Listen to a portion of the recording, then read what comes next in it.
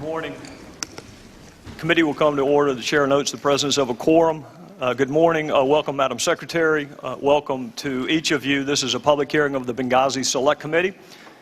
Just a couple of quick administrative matters before we start, Madam Secretary. There are predetermined breaks, but I want to make it absolutely clear we can take a break for any reason or for no reason. If you or anyone would just simply alert me, then we will take a break, and it can be for any reason or for no reason. To our guests, we are happy to have you here. The witness deserves to hear the questions, and the members deserve to hear the answers. So proper decorum must be observed at all times. No reaction to questions or answers. No disruptions. Some committees take an incremental approach to decorum. I do not. This is your one and only notice. Madam Secretary, the ranking member and I will give opening statements, and then you will be recognized for your opening statement. And then after that, the members will alternate from one side to the other. And because you have already been sworn, we will go straight to your opening. So I will now recognize myself and then recognize Mr. Cummings and then you, Madam Secretary. Chris Stevens, Sean Smith, Glenn Doherty, and Tyrone Woods served this country with courage and with honor. And they were killed under circumstances that most of us could never imagine. Terrorists pour through the front gate of an American facility, attacking people and property with machine guns, mortars, and fire. It is important that we remember how these four men died. It is equally important that we remember how these four men lived and why. They were more than four images on a television screen. They were husbands and fathers and sons and brothers and family and friends. They were Americans who believed in service and sacrifice. Many people speak wistfully of a better world, but do little about it. These four went out and actually tried to make it better, and it cost them their lives. So we know what they gave us. What do we owe them? Justice for those that killed them. We owe their families our everlasting gratitude, respect. We owe them and each other the truth. The truth about why we were in Libya. The truth about what we were doing in Libya. The truth about the escalating violence in Libya before we were attacked and these four men were killed. The truth about requests for additional security. The truth about requests for additional personnel. The truth about requests for additional equipment. The truth about where and why our military was positioned as it was on the anniversary of 9/11. The truth about what was happening and being discussed in Washington while our people were under attack. The truth about what led to the attacks, and the truth about what our government told the American people after the attacks. Why were there so many requests for more security personnel and equipment, and why were those requests denied in Washington? Why did the State Department, compound and facility, not even come close to meeting proper security specifications? What policies were we pursuing in Libya that required a physical presence in spite of the escalating violence? Who in Washington was aware of the escalating violence? What precautions, if any, were taken on the anniversary of 9/11? What happened in Washington after the first attack, and what was our response to that attack? What did the military do or not do? What did our leaders in Washington do or not do, and when? Why was the American public given such divergent accounts of what caused these attacks? And why is it so hard to get information from the very government these four men represented, served, and sacrificed for? Even after an accountability review board and a half-dozen congressional investigations, these and other questions still lingered. And these questions lingered because previous investigations were not thorough. These questions lingered because those previous investigations were narrow in scope and either incapable or unwilling to access the facts and evidence necessary to answer all relevant Question. So the House of Representatives, including some Democrats, I hasten to add, asked this committee to write the final definitive accounting of what happened in Benghazi. This committee is the first committee to review more than 50,000 pages of documents because we insisted that they be produced. This committee is the first committee to demand access to more eyewitnesses because serious investigations talk to as many eyewitnesses as possible. This committee is the first committee to thoroughly and individually interview scores of other witnesses, many of them for the first time. This committee is the first committee to review thousands of pages of documents from top State Department personnel.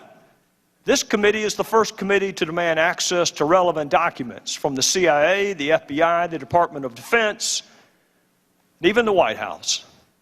This committee is the first committee to demand access to the emails to and from Ambassador Chris Stevens. How could an investigation possibly be considered serious without reviewing the emails of the person most knowledgeable about Libya? This committee is the first committee, the only committee, to uncover the fact that Secretary Clinton exclusively used personal email on her own personal server for official business and kept the public record, including emails about Benghazi and Libya, in her own custody and control for almost 2 years after she left office. You will hear a lot today about the Accountability Review Board. Secretary Clinton has mentioned it more than 70 times in her previous testimony before Congress. But when you hear about the ARB, you should also know the State Department leadership handpicked the members of the ARB. The ARB never interviewed Secretary Clinton. The ARB never reviewed her emails. And Secretary Clinton's top advisor was allowed to review and suggest changes to the ARB before the public ever saw it. There's no transcript of the ARB interviews, so it's impossible to know whether all relevant questions were asked and answered. And because there's no transcript, it is also impossible to cite the ARB interviews with any particularity at all. That is not independent. That is not accountability.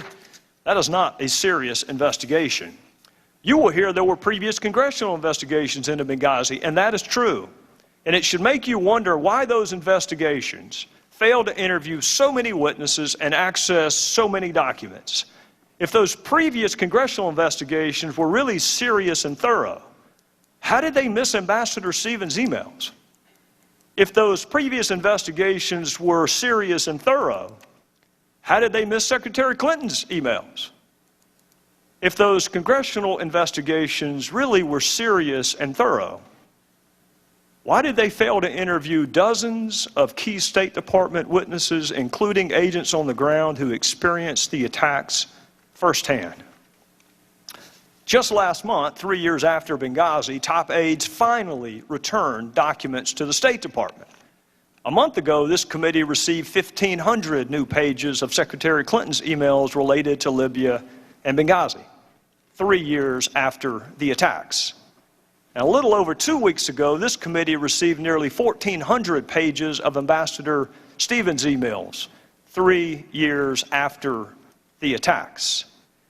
It is impossible to conduct a serious, fact-centric investigation without access to the documents from the former Secretary of State, the ambassador who knew more about Libya than anyone else, and testimony from witnesses who survived the attacks. Madam Secretary, I understand there are people, frankly, in both parties who have suggested that this investigation is about you.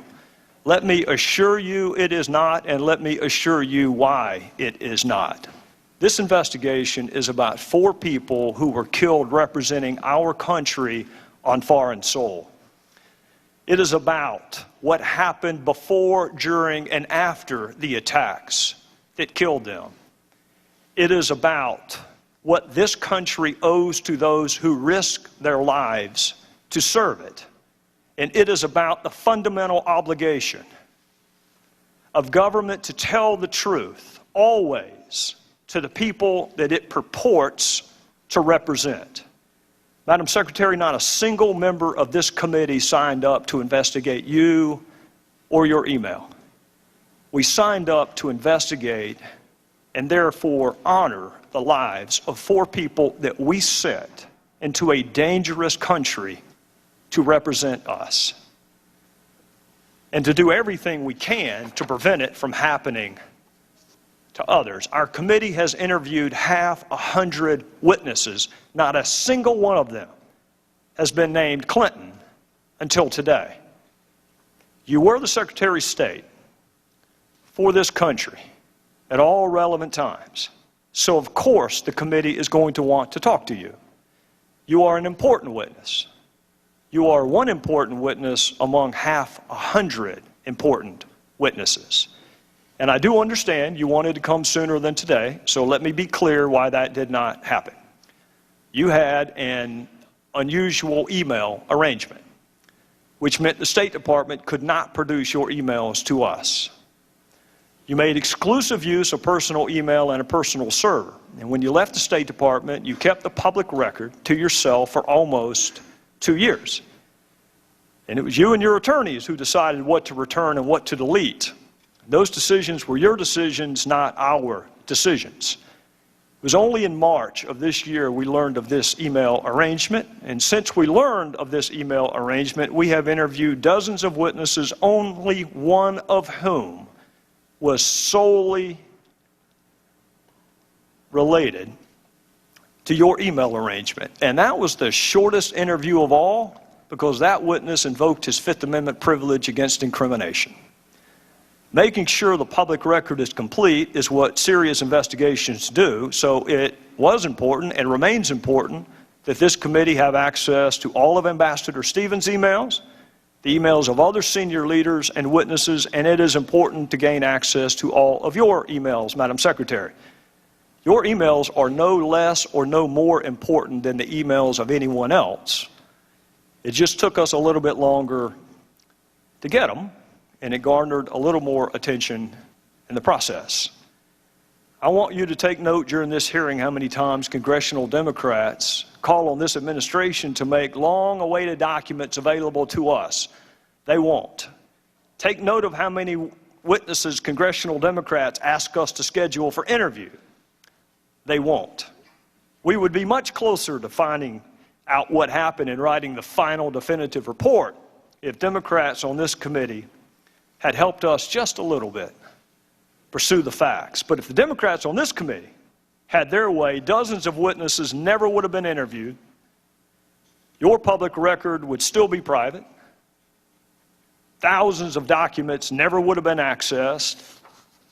And we wouldn't have the emails of our own ambassador. That may be smart politics, but it is a lousy way to run a serious investigation. There are certain characteristics that make our country unique in the annals of history. We are the greatest experiment in self-governance the world has ever known. And part of that self-governance comes self-scrutiny, even of the highest officials. Our country is strong enough to handle the truth, and our fellow citizens expect us to pursue the truth wherever the facts take us. So this committee is going to do what we pledged to do and what should have been done, frankly, a long time ago, which is interview all relevant witnesses, examine all relevant evidence, and access all relevant documents. And we're going to pursue the truth in a manner worthy of the memory of the 4 people who lost their lives and worthy of the respect of our fellow citizens. And we are going to write that final definitive accounting of what happened in Benghazi. And we would like to do it with your help and the help of our Democrat colleagues, but make no mistake, we are going to do it nonetheless. Because understanding what happened in Benghazi goes to the heart of who we are as a country and the promises we make to those that we send into harm's way. They deserve the truth. They deserve the whole truth. They deserve nothing but the truth. The people we work for deserve the truth. The friends and family of the 4 who lost their lives deserve the truth. We're going to find the truth because there is no statute of limitations on the truth. And with that, I would recognize my friend from Maryland.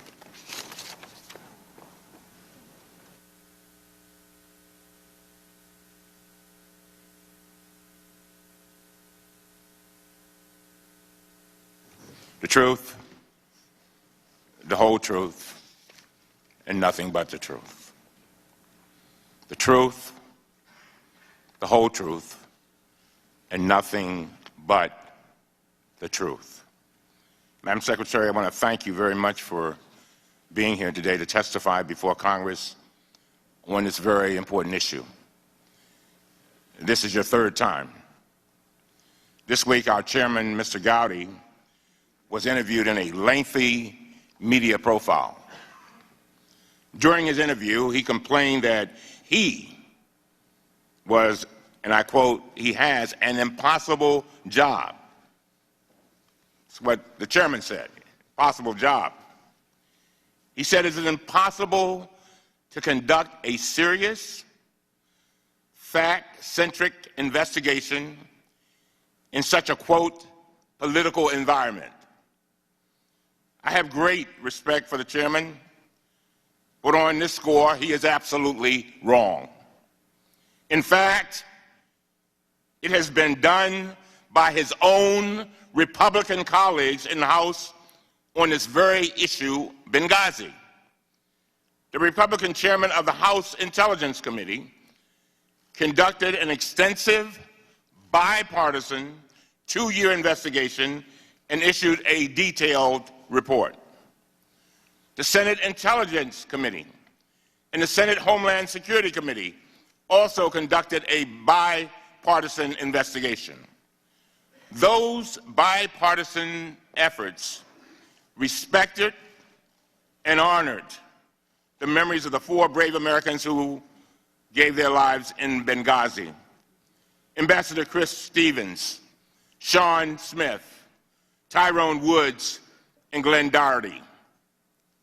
The problem is that the Republican caucus did not like the answers they got from those investigations, so they set up this select committee with no rules, no deadline, and an unlimited budget. And they set them loose, Madam Secretary, because you're running for president. Clearly, it is possible to conduct a serious bipartisan investigation. What is impossible is for any reasonable person to continue denying that Republicans are squandering millions of taxpayer dollars on this abusive effort to derail Secretary Clinton's presidential campaign. In the chairman's interview, he tried to defend against this criticism by attempting to cast himself as the victim. And he complained about attacks on the credibility of the Select Committee. His argument would be more compelling if Republicans weren't leading the charge. As we all know, Representative Kevin McCarthy, Speaker Boehner's second-in-command, and the chairman's close friend, admitted that they established the Select Committee to drive down Secretary Clinton's poll numbers. Democrats didn't say that. The second-in-command in the House said that, a Republican. Republican Congressman Richard Hanna said the Select Committee was, quote, designed to go after Secretary Clinton. And one of the chairman's own hand-picked investigators, a self-proclaimed conservative Republican, charged that he was fired in part for not going along with these plans to, quote, hyper-focus on Hillary Clinton, end of quote. These stark admissions reflect exactly what we have seen inside the Select Committee for the past year. Let's just take a look at the facts. Since January, Republicans have canceled every single hearing on our schedule for the entire year, except for this one, Secretary Clinton. They also canceled numerous interviews that they had planned with the Defense Department and the CIA officials. Instead of doing that, they said what they were going to do. Republicans zeroed in on Secretary Clinton, her speechwriters, her IT staffers, and her campaign officials. This is what the Republicans did, not the Democrats. When Speaker Boehner established this Select Committee, He justified it by arguing that it would, quote, cross jurisdictional lines. I assume he meant we would focus on more than just Secretary of State. But Madam Secretary, you're sitting there by yourself. The Secretary of Defense is not on your left. The Director of the CIA is not on your right. That's because Republicans abandoned their own plans to question those top officials. So instead of being cross-jurisdictional, Republicans just crossed them off the list. Last weekend, the chairman told the Republican colleagues to shut up and stop talking about the Select Committee. What I want to know is this, and this is a key question. Why tell the Republicans to shut up when they are telling the truth, but not when they are attacking Secretary Clinton with reckless accusations that are demonstrably false? Why not tell them to shut up then? Carly Fiorina has said that Secretary Clinton has blood on her hands. Mike Huckabee accused her of ignoring the warning calls from dying Americans in Benghazi. Senator Rand Paul said Benghazi was a 3 a.m. phone call that she never picked up. And Senator Lindsey Graham tweeted, "Where the hell were you on the night of the Benghazi attack?"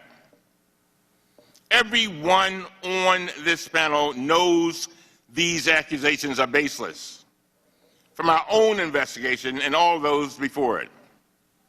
Yet, Republican members of this Select Committee remain silent. On Monday, the Democrats issued a report showing that none of the 54 witnesses the committee interviewed substantiated these wild Republican claims. Secretary Clinton did not order the military to stand down, and she neither approved nor denied requests for additional security. I ask that our report be included in the official record for today's hearing, Mr. Chairman. Without objection. What is so telling is that we issued virtually the same report a year ago. Same report. When we first joined the Select Committee, I asked my staff to put together a complete report and database setting forth the questions that had been asked about the attacks and all of the answers that were provided in the 8 previous investigations. I ask that this report also be included in the record, Mr. Chairman. Without objection. The problem is that rather than accepting these facts, Republicans continue to spin new conspiracy theories that are just as outlandish and inaccurate. For example, the chairman recently tried to argue that Sidney Blumenthal was Secretary Clinton's primary advisor on Libya. And this past Sunday, Representative Pompeo claimed on national television that Secretary Clinton relied on Sidney Blumenthal for most of her intelligence on Libya. Earlier this week, the Washington Post fact-checker awarded this claim 4 Pinocchios, its worst rating. Here's the bottom line. The Select Committee has spent 17 months and $4.7 million of taxpayer money. We've held 4 hearings and conducted 54 interviews and depositions. Yes, we have received some new emails from Secretary Clinton, Ambassador Stevens, and others. And yes, we have conducted some new interviews. But these documents and interviews do not show any nefarious activity. In fact, it's just the opposite. The new information we have obtained confirms and corroborates the core facts we already knew from 8 previous investigations. They provide more detail, but they do not change the basic conclusions. It is time now for the Republicans to end this taxpayer-funded fishing expedition. We need to come together and shift from politics to policy. That's what the American people want, shifting from politics to policy. We need to finally make good on our promises to the families. And the families only asked us to do three things. One, do not make this a political football.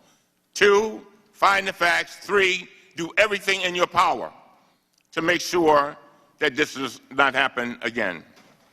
And so we need to start focusing on what we here in Congress can do to improve the safety and security of our diplomatic corps in the future. And with that, Mr. Chairman, I yield back.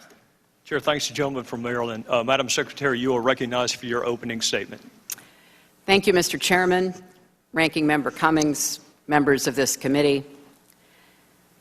The terrorist attacks at our diplomatic compound and later at the CIA post in Benghazi, Libya on September 11, 2012, took the lives of 4 brave Americans: Ambassador Chris Stevens, Sean Smith, Glenn Doherty, and Tyrone Woods. I'm here to honor the service of those 4 men, the courage of the Diplomatic Security Agency and the CIA officers who risked their lives that night, and the work their colleagues do every single day all over the world. I knew and admired Chris Stevens. He was one of our nation's most accomplished diplomats. Chris's mother liked to say that he had sand in his shoes because he was always moving, always working, especially in the Middle East that he came to know so well. When the revolution broke out in Libya, we named Chris as our envoy to the opposition. There was no easy way to get him into Benghazi to begin gathering information and meeting those Libyans who were rising up against the murderous dictator Gaddafi. But he found a way to get himself there on a Greek cargo ship, just like a 19th century American envoy. But his work was very much 21st century hard-nosed diplomacy. It is a testament to the relationships that he built in Libya that on the day following the awareness of his death, tens of thousands of Libyans poured into the streets in Benghazi. They held signs reading, "Thugs don't represent Benghazi or Islam. Sorry, people of America, this is not the behavior of our Islam or our prophet." Chris Stevens, a friend to all Libyans. Although I didn't have the privilege of meeting Sean Smith personally, he was a valued member of our State Department family. An Air Force veteran, he was an information management officer who had served in Pretoria, Baghdad, Montreal, and The Hague. Tyrone Woods and Glenn Doherty worked for the CIA. They were killed by mortar fire at the CIA's outpost in Benghazi, a short distance from the diplomatic compound. They were both former Navy SEALs and trained paramedics with distinguished records of service, including in Iraq and Afghanistan. As Secretary of State, I had the honor to lead and the responsibility to support nearly 70,000 diplomats and development experts across the globe. Losing any one of them, as we did in Iraq, Afghanistan, Mexico, Haiti, and Libya, during my tenure was deeply painful for our entire State Department and USAID family, and for me personally.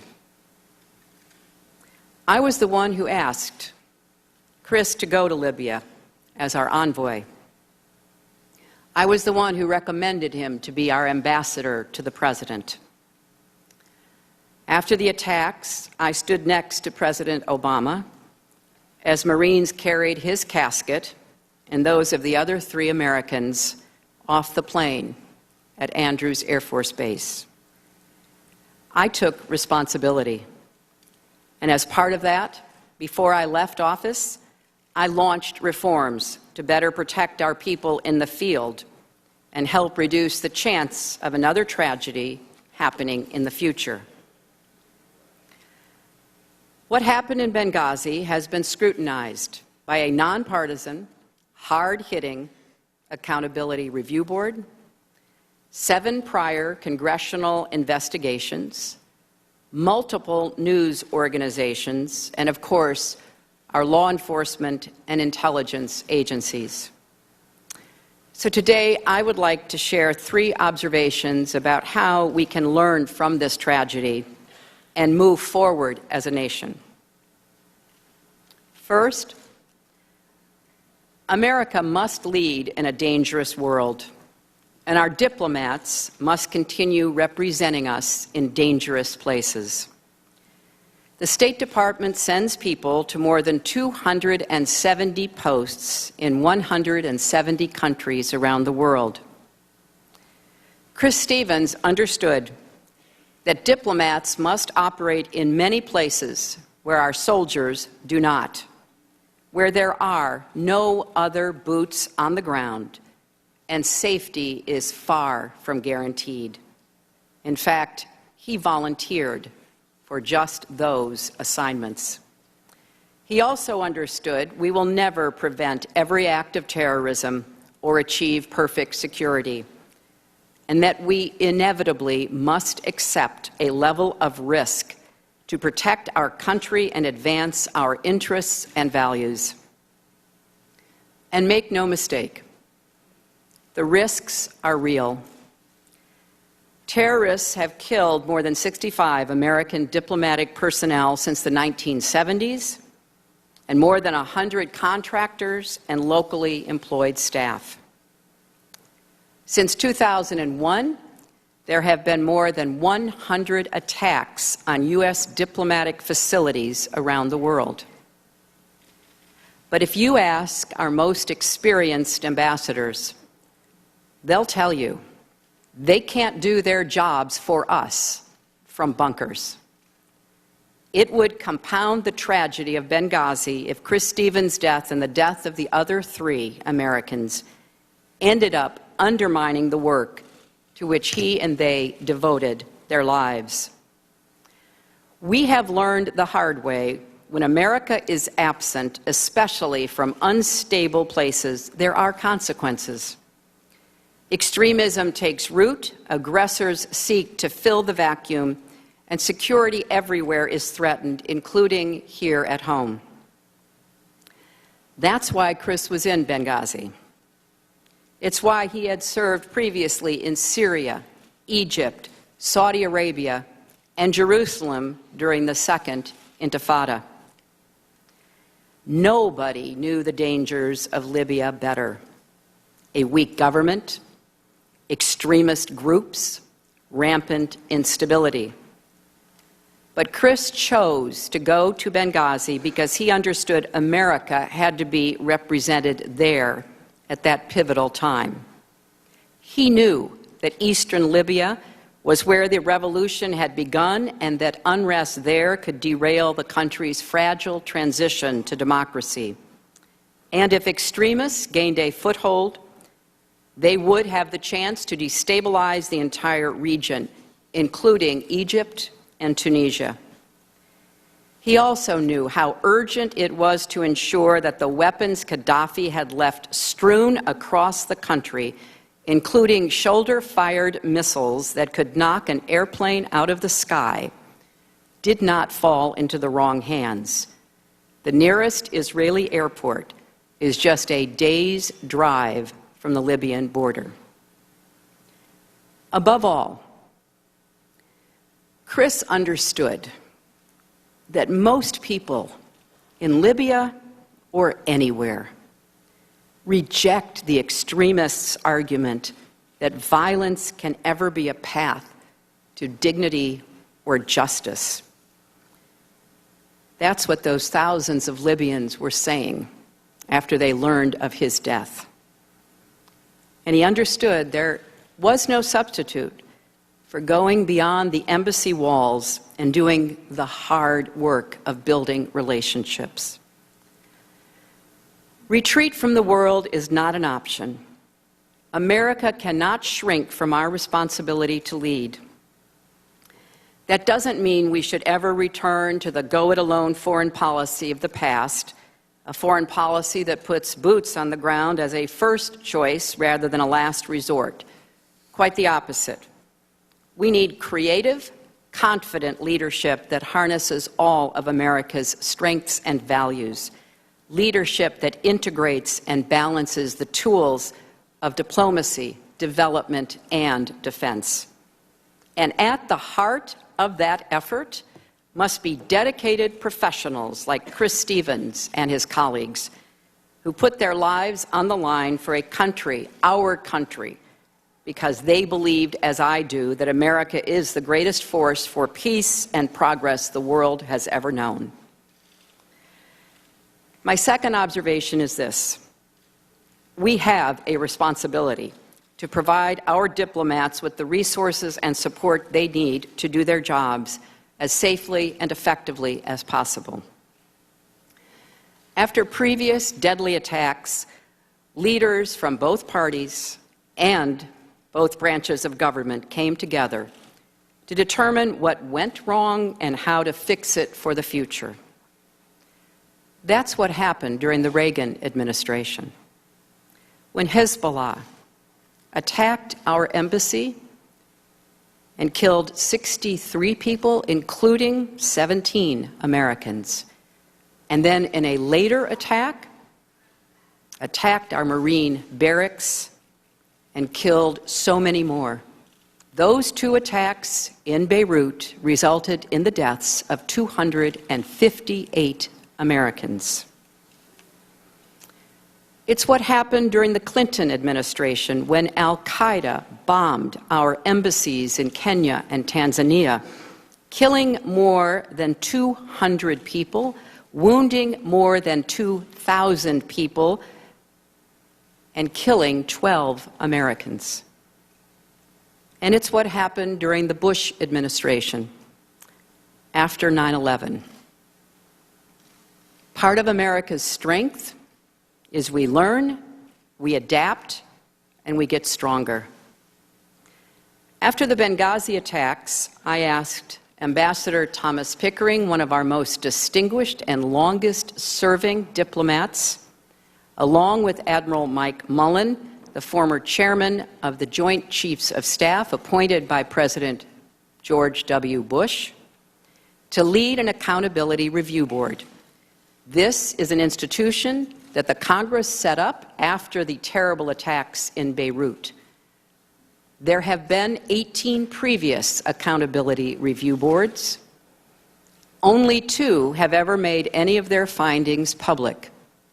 The one following the attacks on our embassies in East Africa, and the one following the attack on Benghazi. The Accountability Review Board did not pull a single punch.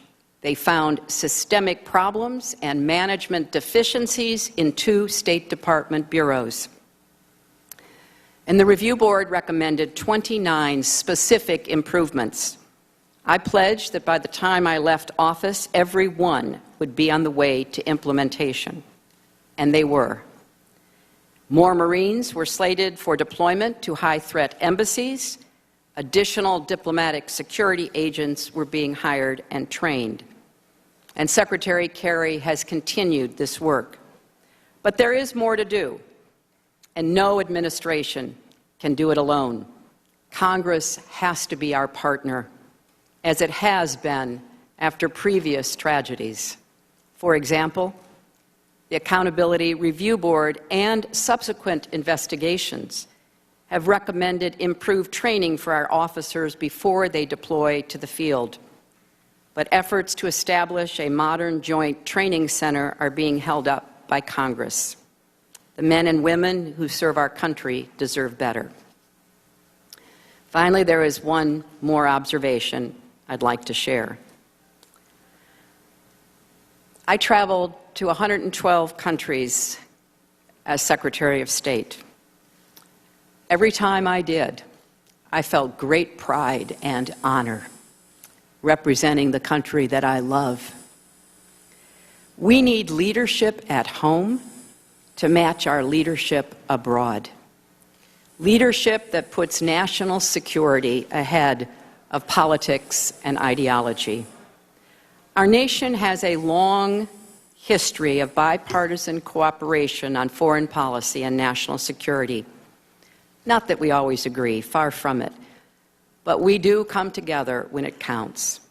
As Secretary of State, I worked with the Republican chairman of the Senate Foreign Relations Committee to pass a landmark nuclear arms control treaty with Russia. I worked with the Republican leader, Senator Mitch McConnell, to open up Burma, now Myanmar, to democratic change. I know it's possible to find common ground because I have done it. We should debate on the basis of fact, not fear. We should resist denigrating the patriotism or loyalty of those with whom we disagree. So I'm here.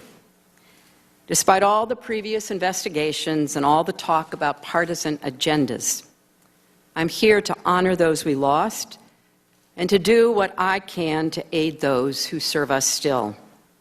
My challenge to you, members of this committee, is the same challenge I put to myself. Let's be worthy of the trust the American people have bestowed upon us. They expect us to lead, to learn the right lessons, to rise above partisanship, and to reach for statesmanship. That's what I try to do every day as Secretary of State, and it's what I hope we will all strive for here today and into the future. Thank you. Thank you, Madam Secretary. I did not cut off your opening at all, nor would I think about doing so, because the subject matter is critically important and you deserve to be heard. I would just simply note that, and I don't plan on cutting off any of your answers. Our members have questions that we believe are worthy of being answered, so I would just simply note that we do plan to ask all of the questions in whatever precision and concision that you can give to the answers without giving short shrift to any of the answers would be much appreciated. And with that, I would recognize the gentleman from Illinois, Mr. Roscom. Morning, Secretary Clinton. Jake Sullivan, your chief foreign policy advisor, wrote a TikTok on Libya memo on August 21st, 2011, and this was the day before the rebels took Tripoli. He titles it, quote, Secretary Clinton's leadership on Libya, in which he describes you as, quote, a critical voice and, quote, the public face of the U.S. effort in Libya, and instrumental in tightening the noose around Gaddafi and his regime. But that didn't come easy, did it? Because you faced considerable opposition, and I can pause while you're reading your notes from your staff. One thing at a time, Congressman. Thanks. That didn't come easy, did it? That leadership role and that public face and so forth that I just mentioned?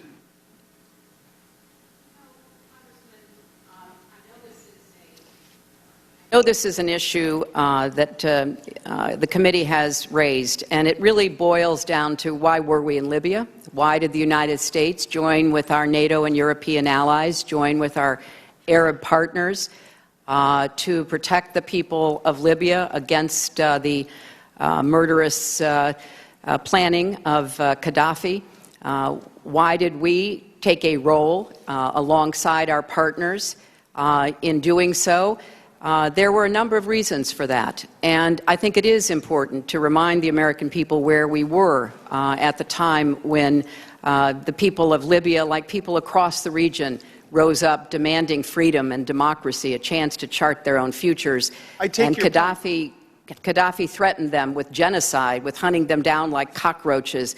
And we were then approached with great intensity our closest allies in Europe, people who felt very strongly, the French and the British, but others as well, that they could not stand idly by and permit that to happen so close to their shores with the unintended consequences that they worried about.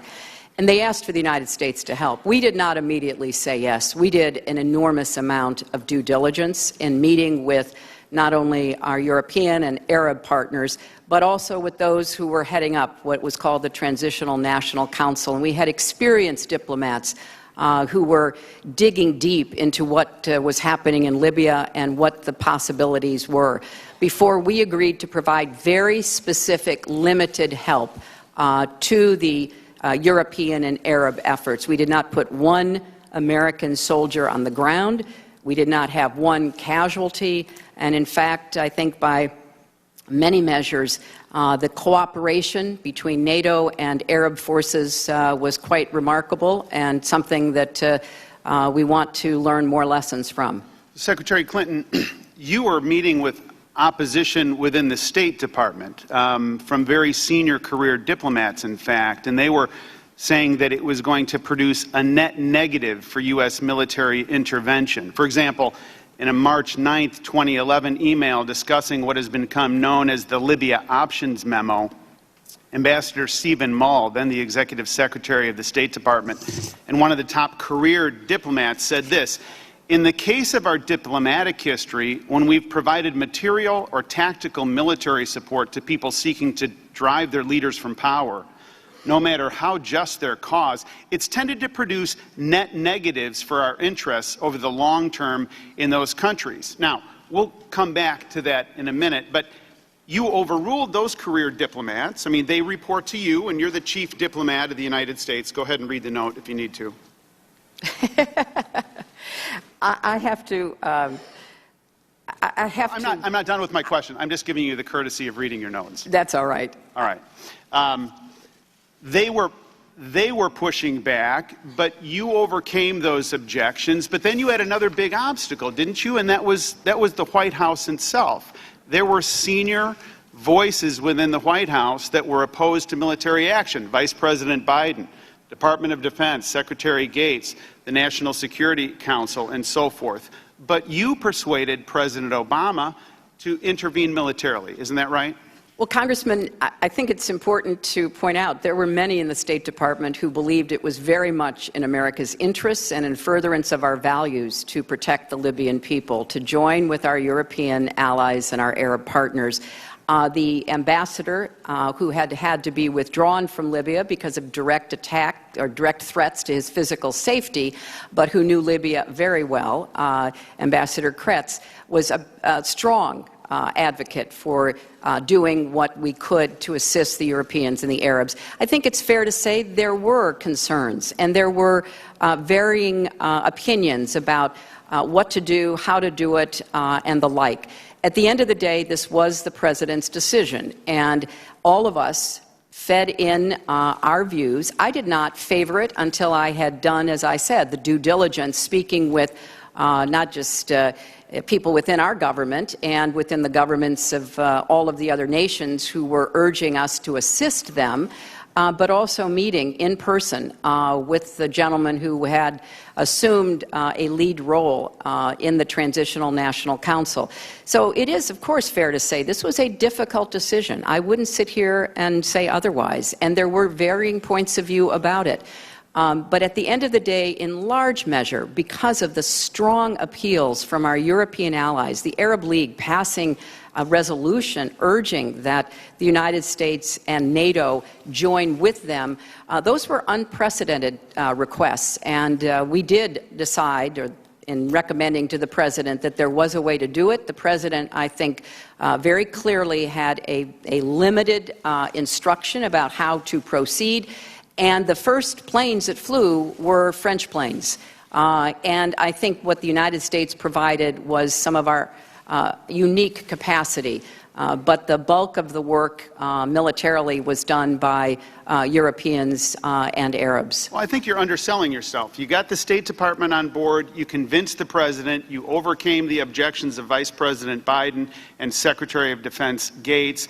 the National Security Council, and you had another obstacle then, and that was the United Nations. And you were able to persuade the Russians, of all things, to abstain, and had you not been successful in arguing that abstention, the Security Council Resolution 1973 wouldn't have passed because the Russians had a veto. So you overcame that obstacle as well. Isn't that right?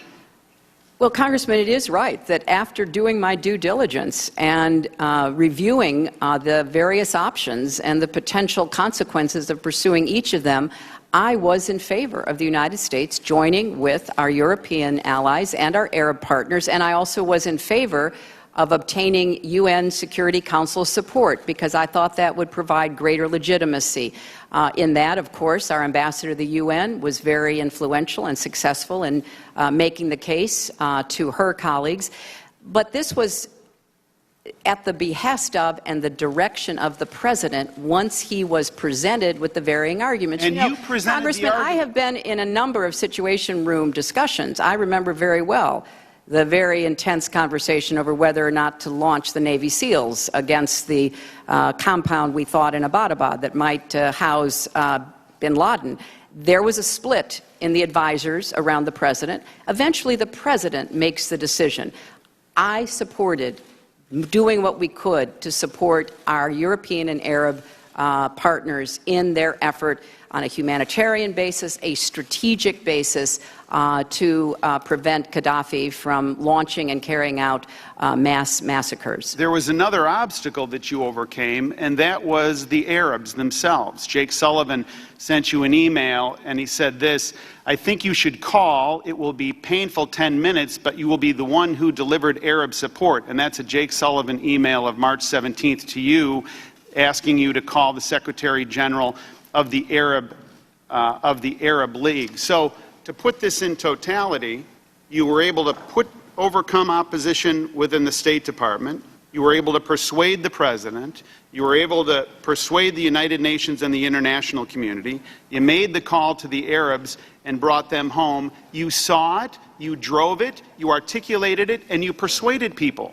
Did I get that wrong? Well, Congressman, I was the Secretary of State. My job was to conduct the diplomacy, and the diplomacy consisted of a long series of meetings and phone calls, both here in our country and abroad, to take the measure of what people were saying and whether they meant it. We had heard sometimes before from countries saying, well, the United States should go do this.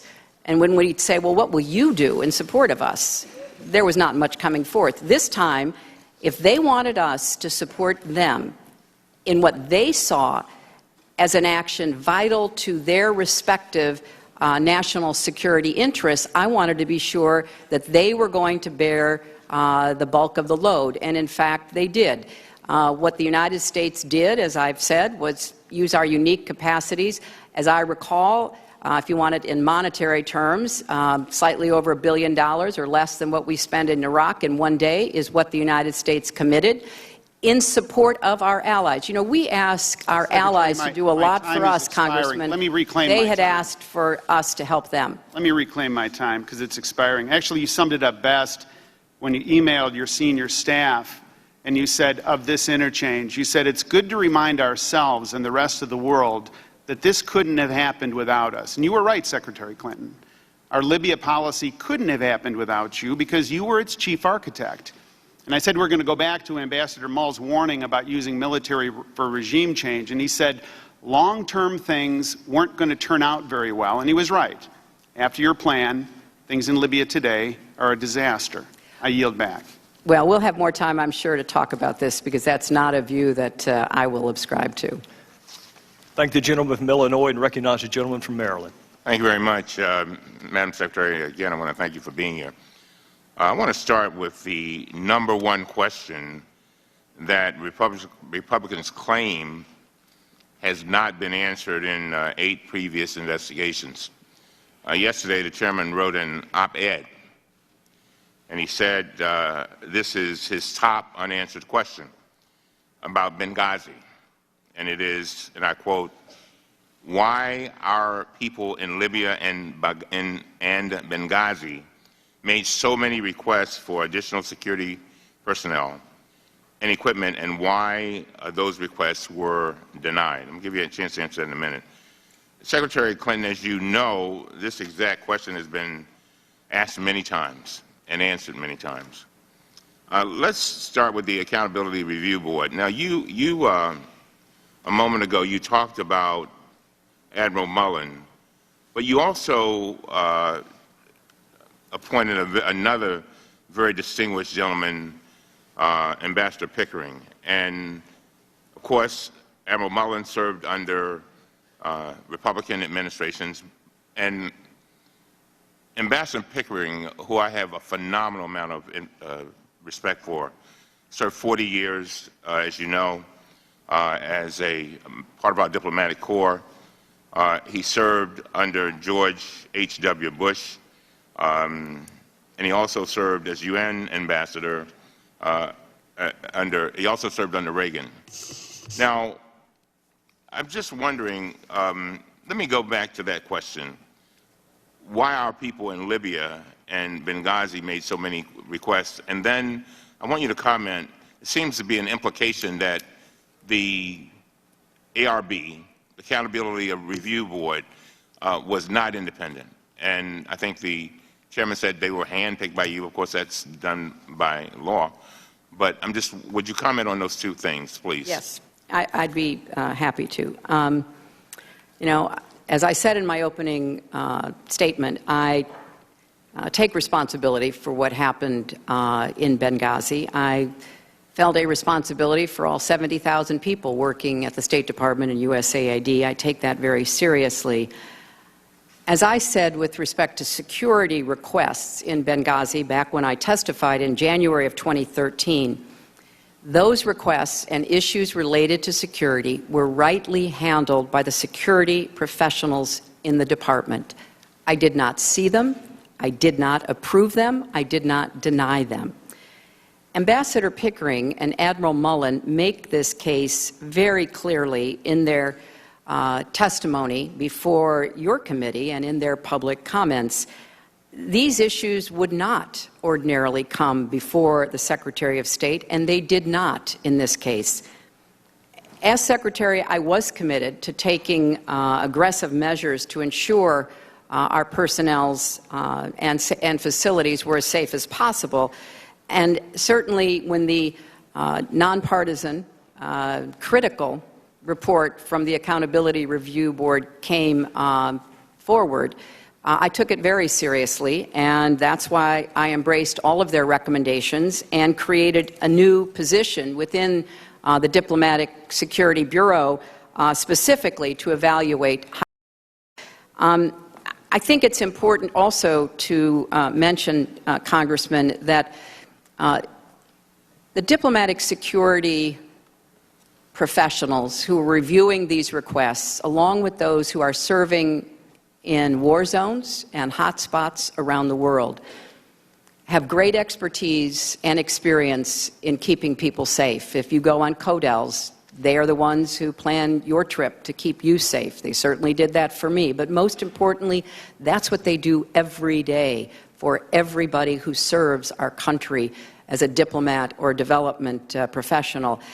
And I was not going to second-guess them. I was not going to substitute my judgment, which is not based on experience that they have in keeping people safe, for theirs. And the changes that were recommended by the Accountability Review Board are ones that we thought made sense and began quickly to implement. Now, the ARB, after conducting, Madam Secretary, more than 100 interviews, identified specific employee and a specific employee at the State Department who denied these requests. It was Deputy Assistant Secretary of the Bureau of Diplomatic Security, Charlene Lamb, and again, she did come before the Oversight Committee. The ARB report was very critical of her. It was also critical of her two supervisors, Principal Deputy Assistant Secretary and the Assistant Secretary for Diplomatic Security. The Oversight Committee found the same answer as the ARB. It found that this official denied these requests and it found no evidence that you approved or denied them. The problem is that Republicans just keep asking the same question over and over again and pretend they don't know the answer. In 2013, the Republican chairman of 5 House committees issued a report falsely accusing you personally of denying these requests in a cable over your signature. The next day, the chairman of the Oversight Committee, Darrell Issa, went on national television and accused you of the same thing. Can we play that clip, please?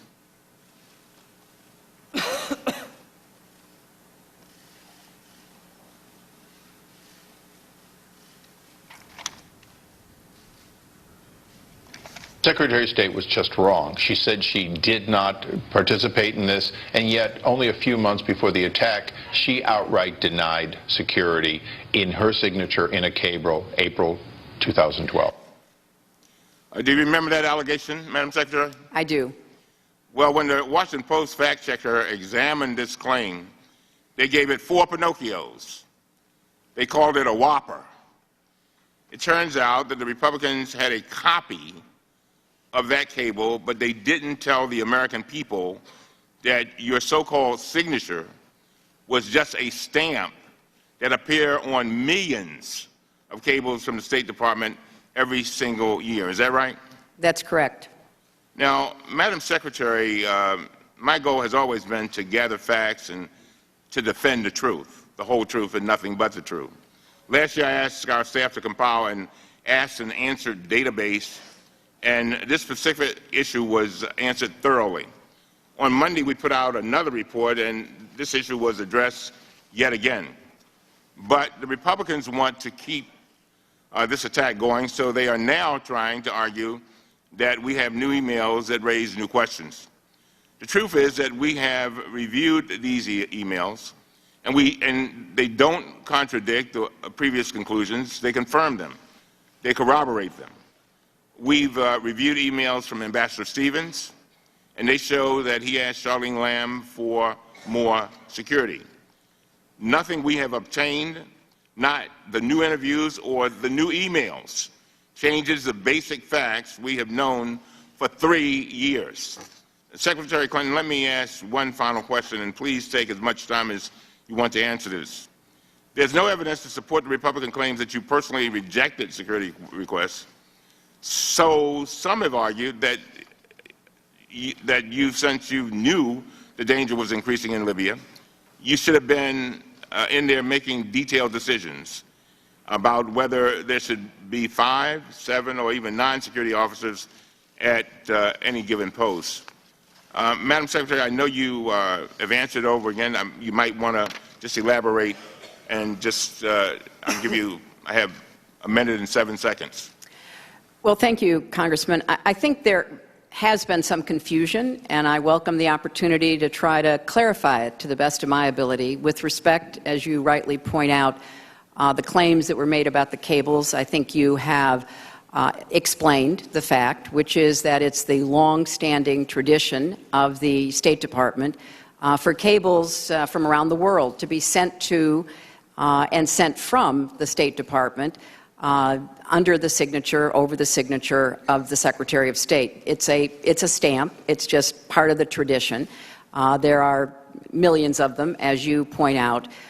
They are sorted through and directed to the appropriate personnel. Very few of them ever come to my attention. None of them with respect to security regarding Benghazi did. Then the other point, which I thank you for raising so that perhaps I can speak to this one as well.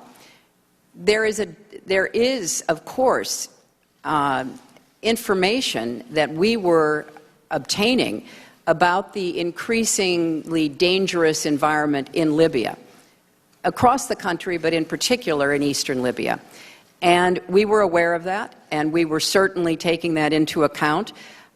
There was no actionable intelligence on September 11th or even before that date about any kind of planned attack on our compound in Benghazi. And there were a lot of debates apparently that went on within the security professionals about what to provide, because they did have to prioritize. The Accountability Review Board pointed that out. The State Department has historically, and certainly before this terrible incident, not had the amount of money that we thought would be necessary to do what was required to protect everyone. So, of course, there had to be priorities, and that was something that the security professionals dealt with. I think that both Admiral Mullen and Ambassador Pickering made it very clear that they thought that the high threat post should move to a higher level of scrutiny, and we had immediately moved to do that. Thank you. Thank the gentleman. The chair would now recognize the gentlelady from Indiana, Ms. Brooks. Good morning, Secretary Clinton. Morning. Thank you for being here today. In drawing on what you just said, that very few, but no requests for Benghazi came to your attention, I'd like to show you something.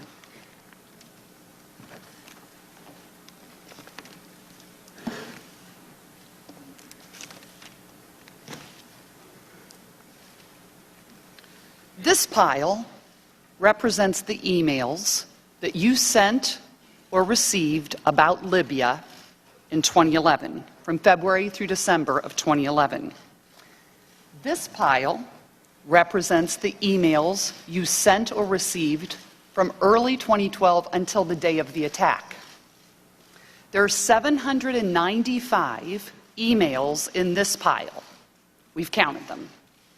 There are 67 emails in this pile in 2012. And I'm troubled by what I see here. And so my questions relate to these piles.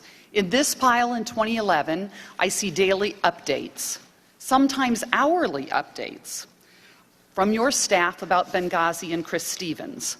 When I look at this pile in 2012, I only see a handful of emails to you from your senior staff about Benghazi, and I have several questions for you about this disparity, because we know from talking to your senior advisors that they knew, and many of them are here today, seated behind you, they knew to send you important information, issues that were of importance to you, and I can only conclude by your own records that there was a lack of interest in Libya in 2012.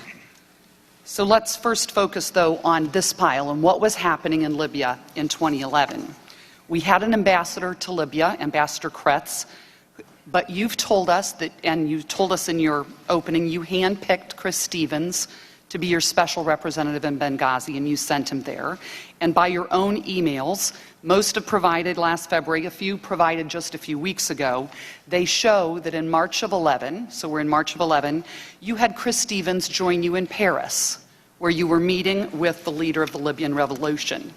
And after Paris, that is when, as you talked about, Chris Stevens went into Benghazi, I believe in April 5th of 2011, on that Greek cargo ship. How long was he expected to stay?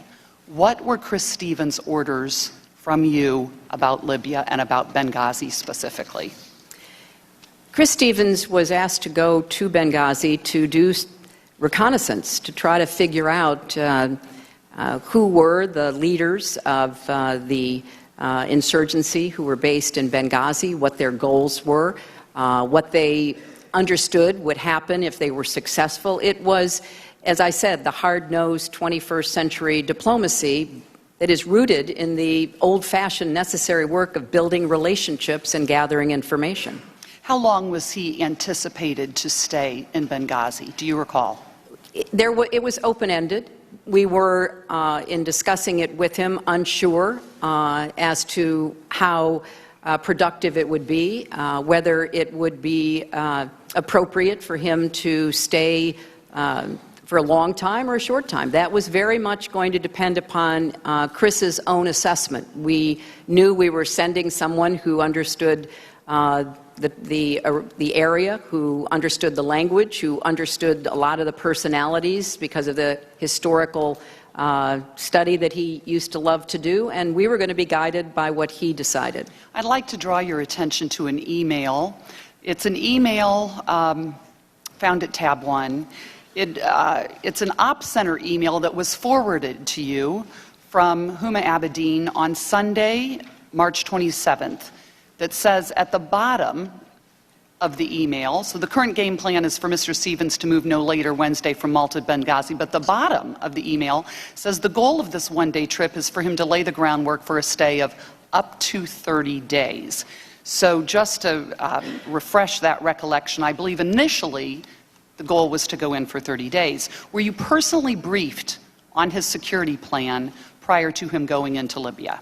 Because Yes, at that time, if I'm not mistaken, I'm sorry to interrupt, Gaddafi's forces were still battling the rebels, correct? Right. That's right. And so what were you personally briefed before you sent Mr. Stevens into Benghazi? I was personally told by the officials who were in the State Department, who were immediately above Chris, who were making the plans for him to go in, that it was going to be expeditionary diplomacy. It was going to require him to make a lot of judgments on the ground about what he could accomplish, and including where it would be safe for him to be and how long for him to stay. And I think the initial decision was, up to 30 days and reassess, but it could have been 10 days, it could have been 60 days, depending upon what he found and what he reported back to us. And possibly what was determined about the danger of Benghazi. Who were those officials? Secretary Well, there were a number of officials who were that were advising you on the security specifically. Well, with respect to the security, this was a particular concern of the Assistant Secretary for the Bureau in which Chris worked. And I'm sorry, what was that person's name? Assistant Secretary Jeff Feldman. Thank you. And it was also a concern of the Assistant Secretary for Diplomatic Security, as well as other officials within the State Department.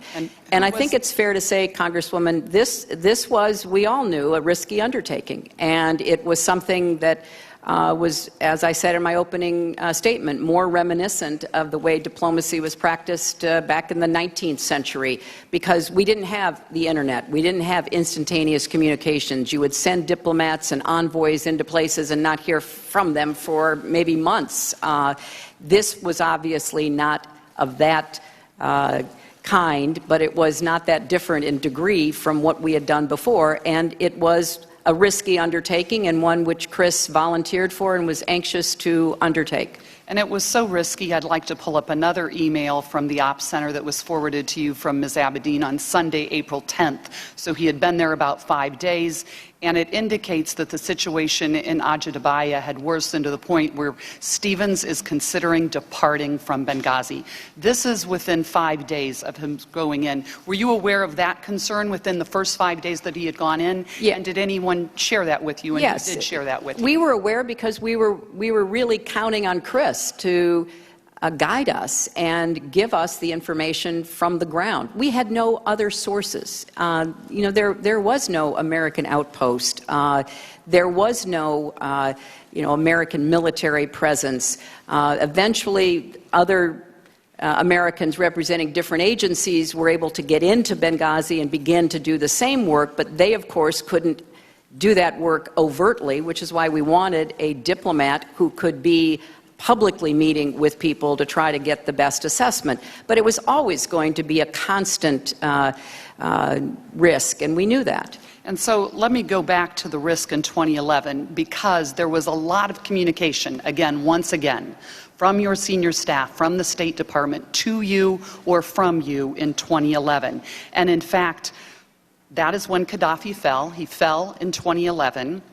But then, when we go to 2012, Libya, Benghazi, Chris Stevens, the staff there, they seem to fall off your radar in 2012, and the situation's getting much worse in 2012. It was getting much worse.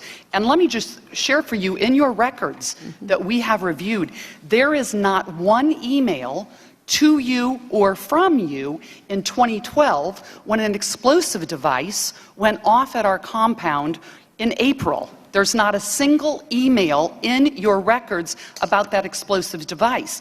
So my question is, this was a very important mission in 2011. You sent Chris Stevens there, but yet when our compound is attacked in 2012, what kind of culture was created in the State Department that your folks couldn't tell you in an email about a bomb in April of 2012? Well, Congresswoman, I did not conduct most of the business that I did on behalf of our country on email. I conducted it in meetings. I read massive amounts of memos, great deal of classified information. I made a lot of secure phone calls. I was in and out of the White House all the time. There were a lot of things that happened that I was aware of and that I was reacting to. If you were to be in my office in the State Department, I didn't have a computer. I did not do the vast majority of my work on email, and I bet there's a lot of Sid Blumenthal's emails in there from 2011, too. Well, and so I think that there were, I don't want you to have a mistaken impression about what I did and how I did it. Most of my work was not done on emails with my closest aides, with officials in the State Department, officials in the rest of the government, as well as the White House and people around the world. And thank you for sharing that, because I'm sure that it's not all done on emails, Madam Secretary, and there are meetings and there are discussions. And so then when our compound took a second attack on June 6th, when a bomb blew a wall through the compound then, no emails at all. But I am interested in knowing, who were you meeting with, who were you huddling with, how were you informed about those things, because there is nothing in the emails that talks about 2 significant attacks on our compounds in 2012. There was a lot of information in 2011 about issues and security posture, and yet nothing in 2012. Well, I'd be happy to explain. Every morning when I arrived at the State Department, usually between 8 and 8:30, I had a personal one-on-one briefing from the representative of the Central Intelligence Agency, who shared with me the highest level of classified information that I was to be aware of on a daily basis. I then had a meeting with the top officials of the State Department every day that I was in town. That's where a lot of information, including threats and attacks on our facilities, was shared. I also had a weekly meeting every Monday with all of the officials, the assistant secretaries and others, so that I could be brought up to date on any issue that they were concerned about. During the day, I received hundreds of pages of memos, many of them classified, some of them so top secret that they were brought into my office in a locked briefcase that I had to read and immediately return to the courier. And I was constantly at the White House in the Situation Room, meeting with the National Security Advisor and others. I would also be meeting with officials in the State Department, foreign officials and others. So there was a lot going on during every day. I did not email during the day, and except on rare occasions when I was able to, but I didn't conduct the business that I did primarily on email. That is not how I gathered information, assessed information, asked the hard questions of the people that I worked with. It appears that leaving Benghazi, with respect to all of that danger, leaving Benghazi was not an option in 2012, and I yield back. Well, if I could just quickly respond, there was never a recommendation from any intelligence official in our government, from any official in the State Department, or from any other person with knowledge of our presence in Benghazi to shut down Benghazi, even after the 2 attacks that the compound suffered. And perhaps, you would wonder why, but I can tell you that it was thought that the mission in Benghazi, in conjunction with the CIA mission, was vital to our national interests. Gentlelady from Indiana yields back. Chair will now briefly recognize Mr. Cummings and then Ms. Duckworth. Thank you very much, Mr. Chairman. I just want to clarify, when I was asking Secretary Clinton a question a moment ago, I mentioned an email that had gone from Ambassador Chris Stevens to Deputy Secretary Lamb. What I meant to say was a cable, and I just wanted to make sure the record was clear. The record will reflect that. Ms. Duckworth. Thank you, Mr. Chairman. Secretary Clinton, I'm pleased that you finally have the opportunity to be here. Before I start my line of questioning, I just want to clarify with regards to the April-June 2012 incidents. I believe that the procedure that the State Department had for these types of incidents was to actually hold what are called emergency action committee hearings on the ground immediately. And in fact, there were at least 5 on the records for June alone on the ground in both Tripoli and Benghazi, and that is the correct procedure for handling such instances. Is that not correct? That's correct. Thank you. Secretary Clinton, my focus and my job on this committee is to make sure that we never put brave Americans like Ambassador Stevens, Sean Smith, Tyrone Woods, and Glenn Doherty ever on the ground again anywhere in the world without the protection that they so rightly deserve. Having flown combat missions myself in some dangerous places, I understand the dedication of our men and women who choose to serve this country overseas. I have a special affinity for the diplomatic corps because these are folks who go in without the benefit of weapons, without the benefit of military might, armed only with America's values and diplomatic words and a handshake to forward our nation's interests globally. So I am absolutely determined to make sure that we safeguard, in the name of our heroic dead, our men and women in the diplomatic corps, wherever they are around the world. So the bottom line for me, I'm a very mission-driven person, the bottom line for me is, with respect to examining what went wrong in Benghazi, is clear. Let's learn from those mistakes, and let's figure out what we need to do to fix them. I've only been in Congress not quite 3 years, almost 3 years. And in this time, I've actually served on 2 other committees in addition to this one that has looked at the Benghazi attacks, both armed services and oversight and government reform. So I've had a chance to really look at all of these documents. One of the things that I saw, and I'd like you to discuss this with you, is that the Department of State and the Department of Defense at the time seems to have not had the most ideal cooperation when it came to threat or security analysis. I do know, however, that over the past decade, they've established a tradition of working together on the ground in dangerous regions that has increased over time.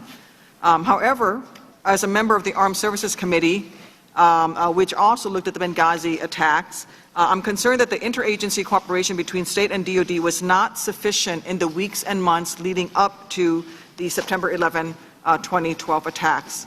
For example, the joint contingency planning and training exercises, if we had conducted any joint interagency planning and training exercises, this may have actually helped the state and DoD to identify and fix existing vulnerabilities in the temporary mission facility in Benghazi.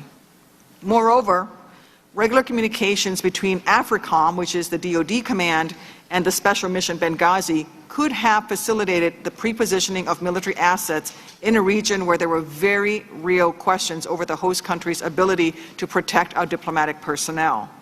Secretary Clinton, within the weeks of the terrorist attacks in Benghazi happening, following that, I understand you partnered with the chairman of the Joint Chiefs of Staff to establish and deploy 5 interagency security assessment teams to assess our security posture and needs at least the 19 high-threat posts in 13 different countries. In fact, Deputy Secretary Nides testified before the House Foreign Affairs Committee in December of 2012 that the State Department and DoD ISAT initiative created a roadmap for addressing emerging security challenges. Why did you partner with the Department of Defense to conduct such a high-priority review, and was it effective in addressing the shortfalls in Benghazi and applying it for other locations?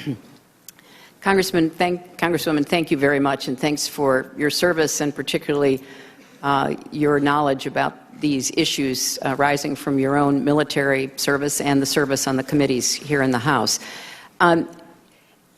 It's very challenging to get military assets into countries that don't want them there. And in fact, that has been a constant issue that we have worked between the State Department and the Department of Defense. The Libyans made it very clear from the very beginning they did not want any American military or any foreign military at all in their country. And what I concluded is that we needed to have these assessments because even if we couldn't post our own military in the country, we needed to have a faster reaction. Now, I certainly agree 100% with the findings of the Armed Services Committee here in the House and other investigations. Our military did everything they could. They turned over every rock. They tried to deploy as best they could to try to get to Benghazi. It was beyond the geographic range. They didn't have assets nearby because we don't have a lot of installations and military personnel that are in that immediate region.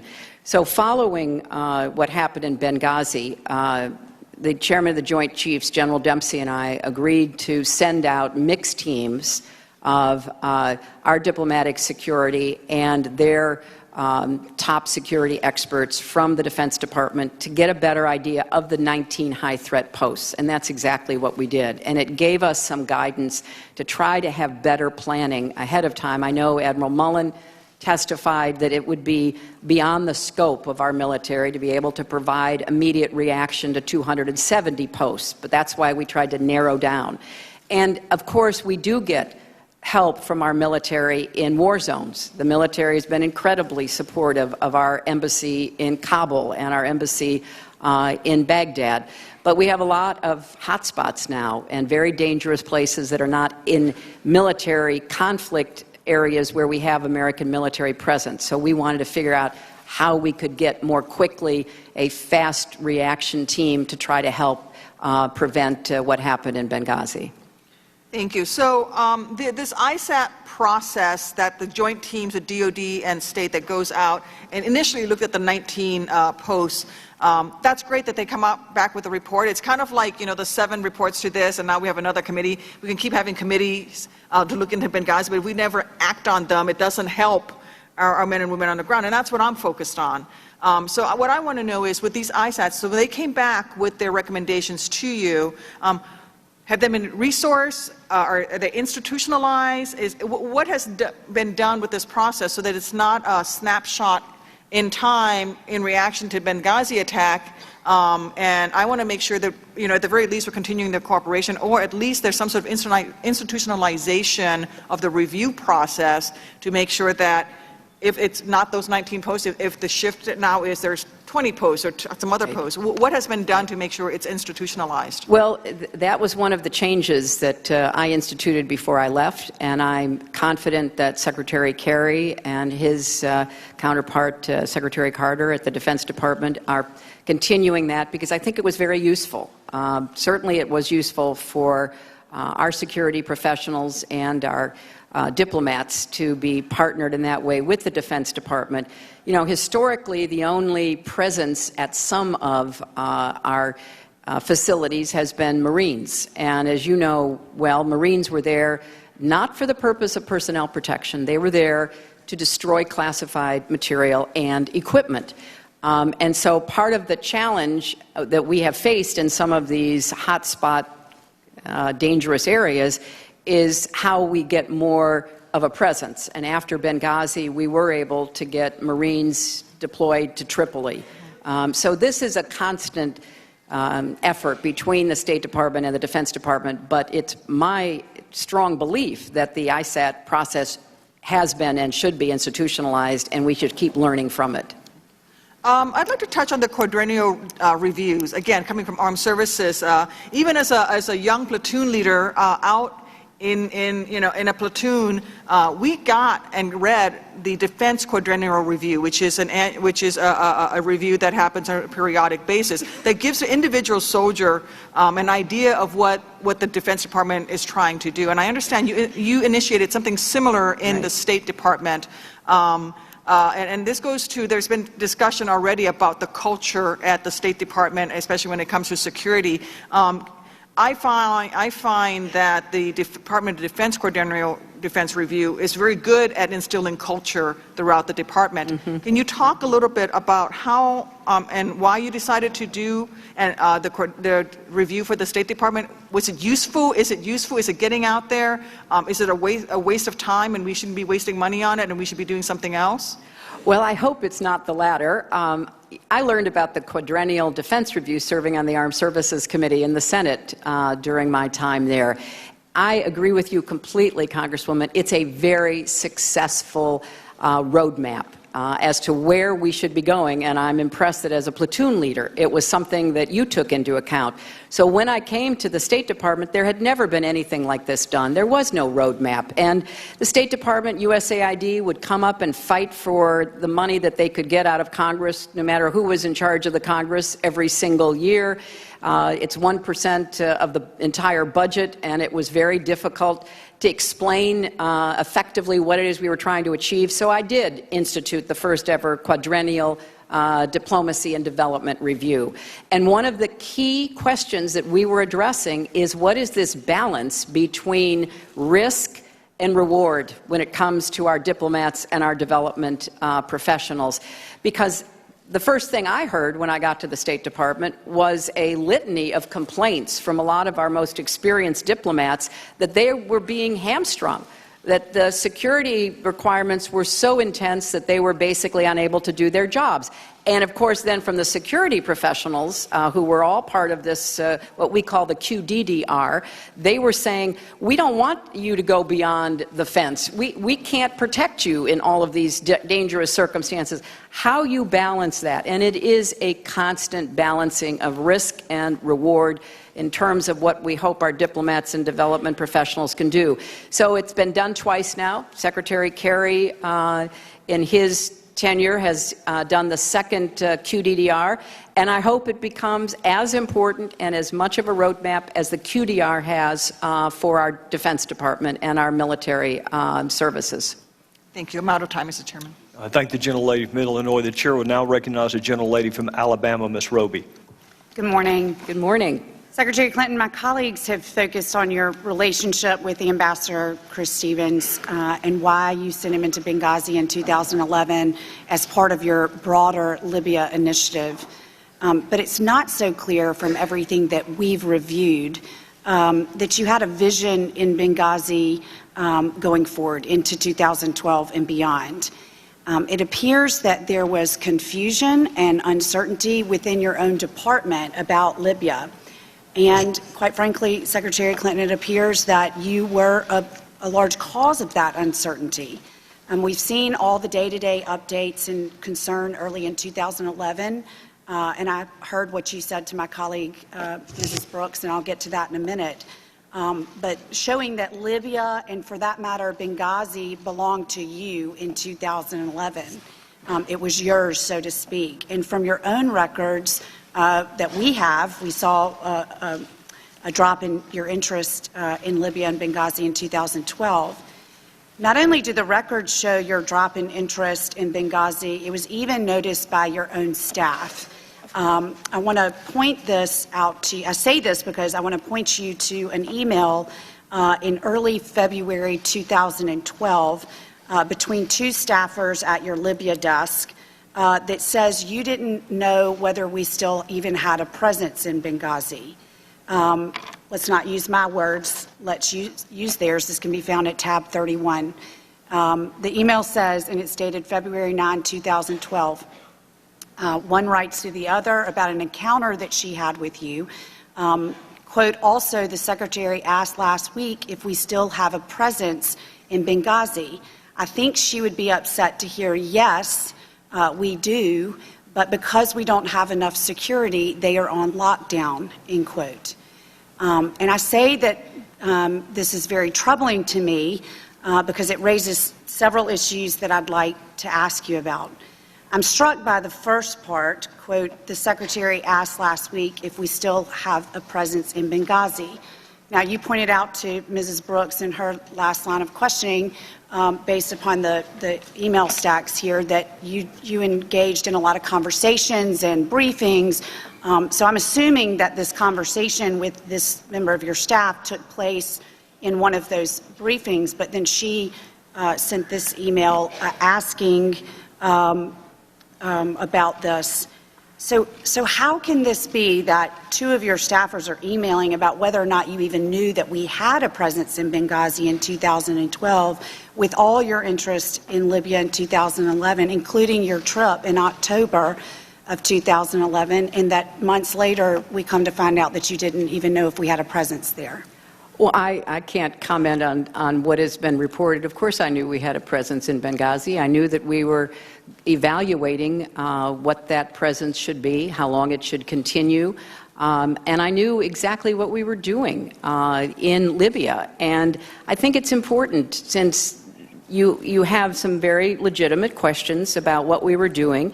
You know, the United States played a major role in the first election that the Libyan people had in 51 years. It was a successful election by every count, and they voted for moderates. They voted for the kind of people they wanted to govern them. We had a very successful effort that the United States supported, getting rid of Gaddafi's remaining chemical weapons, which we led and supported the United Nations and others in being able to do. We were combating the proliferation of weapons. That's one of the reasons why there was a CIA presence in Benghazi, because we were trying to figure out how to get those weapons out of the wrong hands and get them collected in a way and destroyed. And in fact, we began reducing those heavy weapon stocks. We were, working on providing transition assistance to the Libyans. I met with the Libyans. I telephoned with the Libyans. I saw the Libyans all during this period.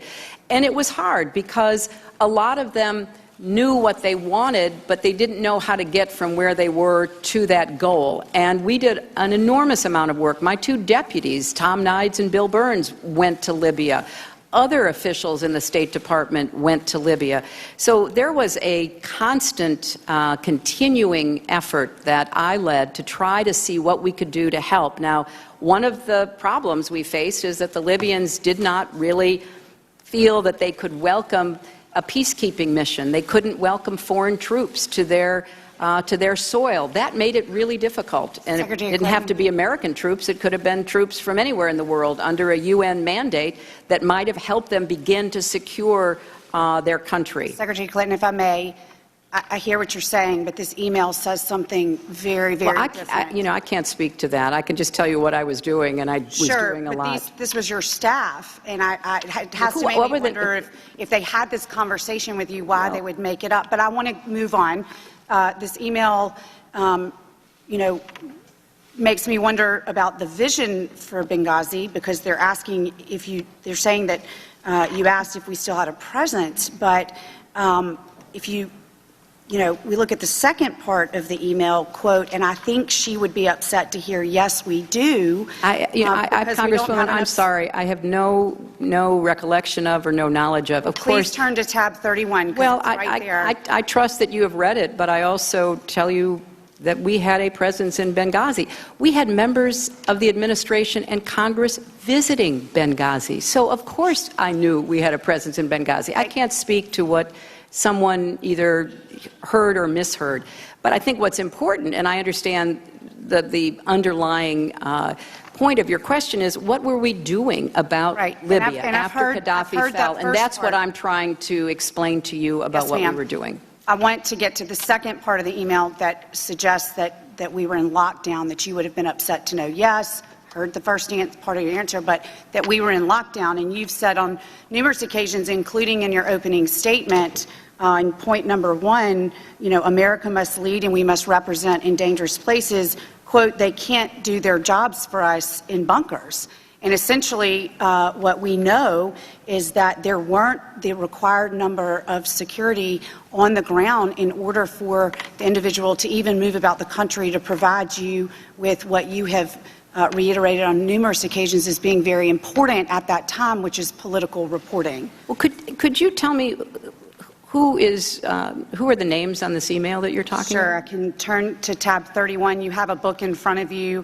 It is Alice Abdallah and I'm going to pronounce it wrong, Evgenia Sadareas. Is that correct? They were not on my staff. I'm not in any way contradicting what they think they heard or what they heard somebody say. But the people that I dealt with... Can you tell me who they were if they were not on your staff? They were not on my... They were in the State Department along with thousands of other people. They were not part of the Secretary's staff. But I get what you're saying, Congresswoman, and I want to focus on this. I think it's a fair and important question. The facility in Benghazi was a temporary facility. There had been no decision made as to whether or not it would be permanent. It was not even a consulate. Our embassy was in Tripoli. obviously much of the work that we were doing was going through the embassy. There was a very vigorous discussion on the part of people who were responsible for making a recommendation about Benghazi as to what form of consulate, what form of facility it should be. Chris Stevens believed that it should be a formal consulate. But that was something that had to be worked out, and there had not yet been a decision at the time that the attack took place.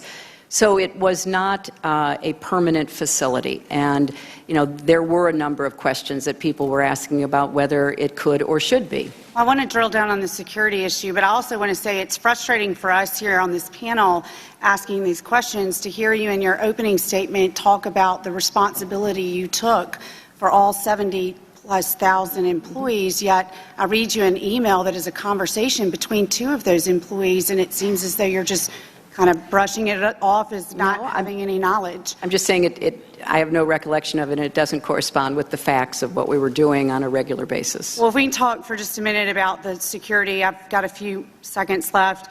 In 2011, during the revolution, then envoy Stevens had 10 agents with him on the ground in Benghazi. And then we know in 2012, where the security situation had deteriorated even further, there were only 3 agents assigned to Benghazi. Again, can't even move anybody off of the facility to do the necessary political reporting. And my question is, why did you not acknowledge, because of your interest in 2011, the importance of having those security officers there to do what was so important to you, which was the political reporting? Then in 2011, 10, and when an ambassador was there, 3, and he brought 2 of his own the night of the attack, which would meet the requisite 5, but there was really only 3 there at any given time. So if you could address that. Again, I'm running a little short on time. Well, he did have 5 with him on September 11th, and he brought 2, right? He brought 2 with him. There were 3 there, and there were supposed to be 5 there. But the point was they were personal security, so they were there to secure him. So yes, he did bring 2, and when he got there, he had 5. Can you address the day discrepancy? before, on September 10th, he went into Benghazi. He went to a luncheon with leading civic leaders, business leaders in Benghazi. So he felt very comfortable. It was his decision. Ambassadors do not have to seek permission from the State Department to travel around the country that they are assigned to. He decided to go to Benghazi by taking 2 security officers with him and having 3 there. He had the requisite 5 that had been the subject of discussion between the embassy and the State Department security professionals. I'm not going to in any way suggest that he or the embassy got everything they requested. We know that they didn't, from the Accountability Review Board, from investigations that were done by the Congress. We know that there were a lot of discussions about what was needed, particularly in Benghazi, and that the day that he died, he had 5 security officers. A lot of security professionals who have reviewed this matter, even those who are critical that the State Department did not do enough, have said that the kind of attack that took place would have been very difficult to repel. That's what we have to learn from, Congresswoman. There are many lessons going back to Beirut, going back to Tehran and the takeover of our embassy, and going all the way through these years. And sometimes we learn lessons and we actually act and we do the best we can. And there's a perfect, terrible example of that with respect to what happened in Benghazi. Certainly, and my time has expired, and we'll certainly never know what the outcome would have been if there had been more agents that night. I yield back. Well, that's not what the professionals, that's not what the experts in security have concluded. If you read the Accountability Review Board. I have read it, Secretary Clinton, and it says that security was grossly inadequate. Well, it said that there were deficiencies within 2 bureaus in the State Department, which we have moved to correct. And it also pointed out that the diplomatic security officers who were there acted heroically. There was not one single question about what they did, and they were overrun. And it was unfortunate that the agreement we had with the CIA annex, and when those brave men showed up, that it was also not enough. Certainly, and we'll discuss this more. I have to yield back. The gentlelady's time has expired. The chair will now recognize the gentleman from Washington.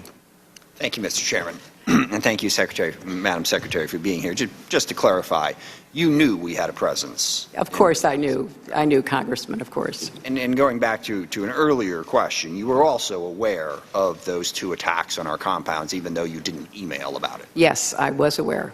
And that, I think, sort of points out, I mean, after 17 months and $4.7 million, as the ranking member pointed out in his opening statements, and then as we've seen today, this committee is simply not doing its job. And I don't really think it should have been formed in the first place. But what we've heard here is, well, first of all, an obsession with email. The idea that 2 fairly junior-level staffers might not have gotten something wrong in what they heard, or that information in an email might in fact not be accurate, are certainly not things that should be news to anybody. But it is the obsession with the emails that takes us off of what should have been the task of this committee. I also find it interesting that Ms. Roby's final comments were to quote the ARB report. Right. Yes, the ARB report I think was very good. I think we absolutely had to have it, and I think it was appropriate for the committees in Congress to do the investigations that they did.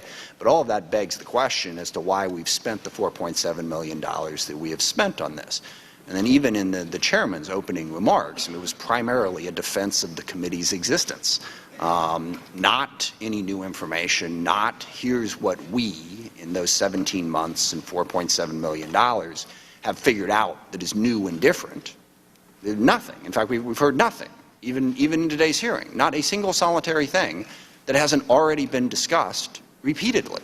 So we've learned absolutely nothing. Yes, we've uncovered a trove of new information. In this age, I don't think there's ever an end to the emails. We could probably go on for another 2 years and we'd find more. But the question is, have we found anything substantively that tells us something different about what happened in Benghazi? And the answer to that question is no. And look, I didn't think this committee should have been formed in the first place. But if it was going to be formed, the least we could do would be to actually focus on the 4 brave Americans who were killed, why they were killed, and focus on Benghazi.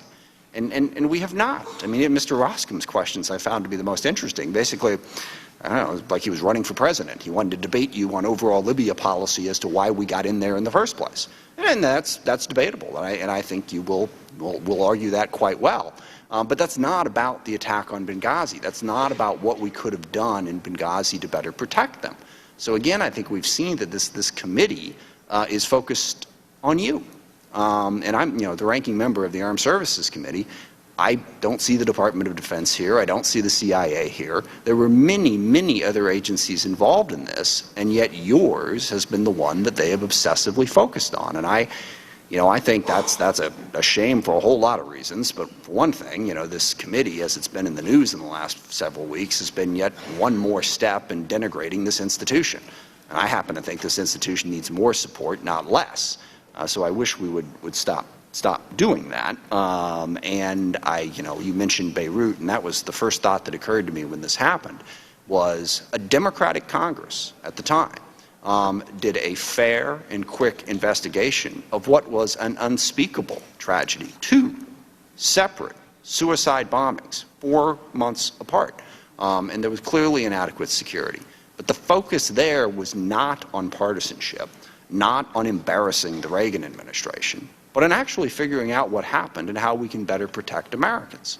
Now, I want to talk and ask questions about what I think is the central issue, and that is, how do we have that presence in the world that you described in what is an increasingly dangerous world? Because as I've traveled to Pakistan and Afghanistan and Yemen and other places, I am consistently amazed by the willingness of our diplomatic corps to put their lives at risk.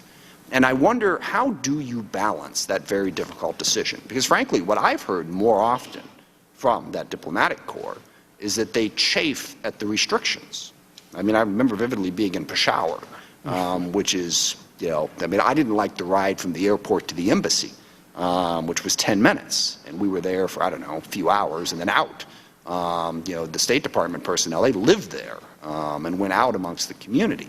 How do you try and strike that balance of, being present and at the same time meeting the security obligations? And then most importantly, who drives that decision? Because it seems to me in most instances, it is driven by the diplomatic corps there.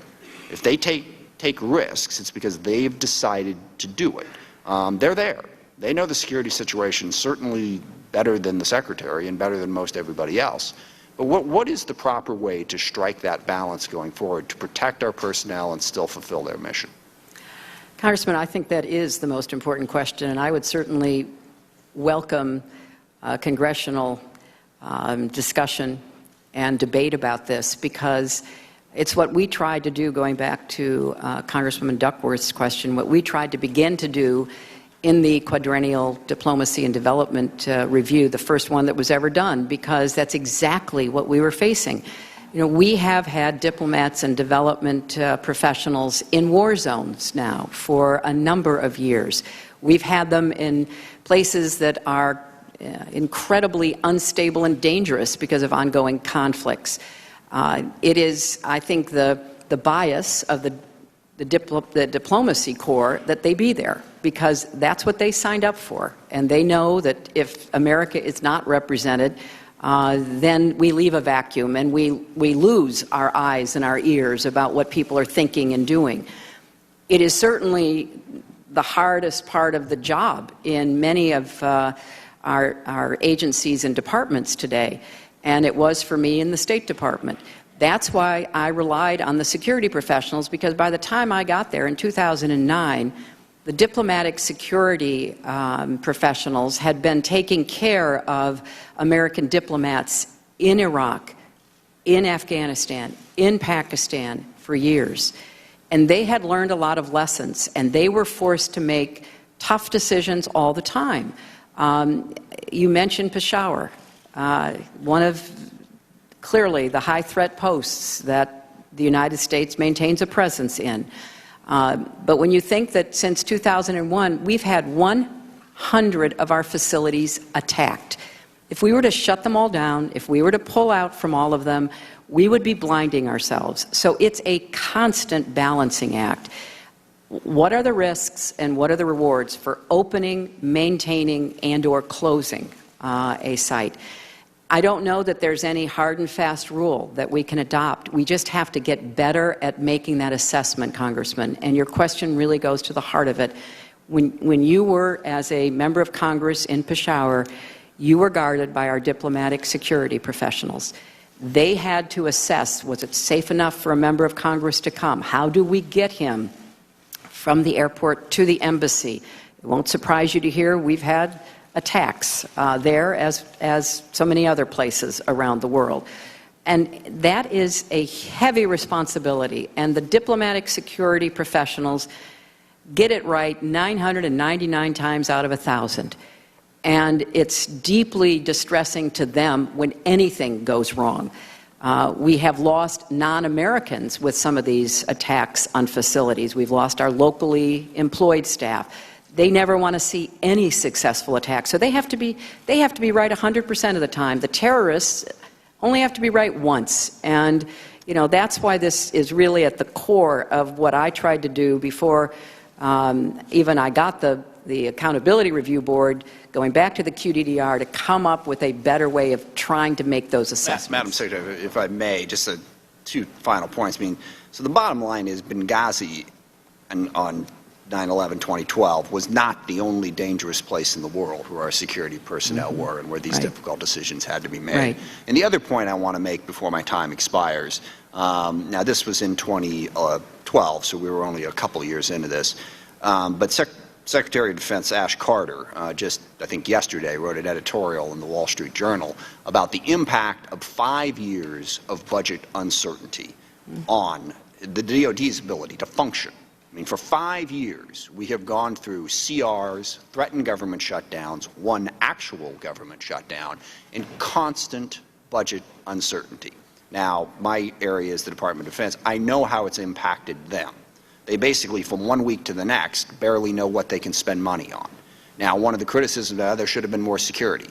But if you don't have a budget, if you don't have an appropriations bill, how does that complicate your job as Secretary in trying to figure out what money you can spend? Well, it makes it very difficult, Congressman. And this is a subject that we talked about all the time. How do you plan?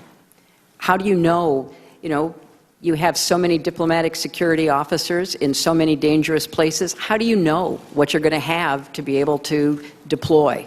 And where are you going to have to make the choices? That's why the prioritization, which shouldn't have to be, in my view, the responsibility of the officials in the State Department or the Defense Department to try to guess what makes the most sense. We should have a much more orderly process for our budget. And I will say again, as Secretary of State, the kind of dysfunction and failure to make decisions that we have been living with in our government hurts us. It hurts us in the obvious ways, like where you're going to deploy forces if you're in DOD or where we're going to send security if you're in the Department of State. But it hurts us as the great country that we are, being viewed from abroad as unable to handle our own business. And so it has a lot of consequences. And it's something that I wish that we could get over and have our arguments about policy, have our arguments about substance, but get back to regular order where we have the greatest nation in the world with a budget that then they can plan against, as opposed to the uncertainty that has stalked us now for so long. Thank you, Madam Secretary. So the bottom line is Congress needs to do its job. Right. That would be I agree with that. The gentleman yields back, and I'll be happy to get a copy of my opening statement for the gentleman from Washington so he can refresh his recollection on all the things our committee found that your previous committee missed. And with that, I'll go to the gentleman from Georgia, Mr. Westmoreland. Thank you, Madam Secretary. I talk a little slower than everybody else, so the question... I lived in Arkansas a long time. I don't need an interpreter, Congressman. So some of the questions I'm asking you can just get us a yes or no answer. That would be great, but I do want you to give us a full answer. But Mr. Smith from Washington mentioned that there was no new facts brought out in some of these interviews, and I wanted to say that I think he was at one interview for 1 hour. I have been in a bunch of those, and there is a lot of new facts that's come out. One of the things that he said, it doesn't, that you knew about these two incidents that have been mentioned previously.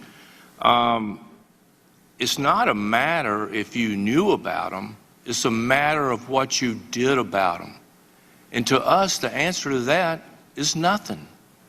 Now, you say you were briefed by the CIA every morning that you were in Washington. Is that correct? That's correct. Did they ever mention to you, Assistant Acting Director Morrell wrote in his book that there were scores of intelligence pieces describing in detail how the situation in Libya was becoming more and more dangerous? Did you ever read any of these?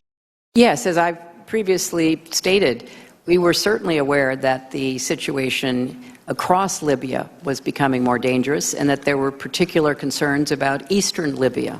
Did you read the piece that was Libya, Al-Qaeda establishing sanctuary?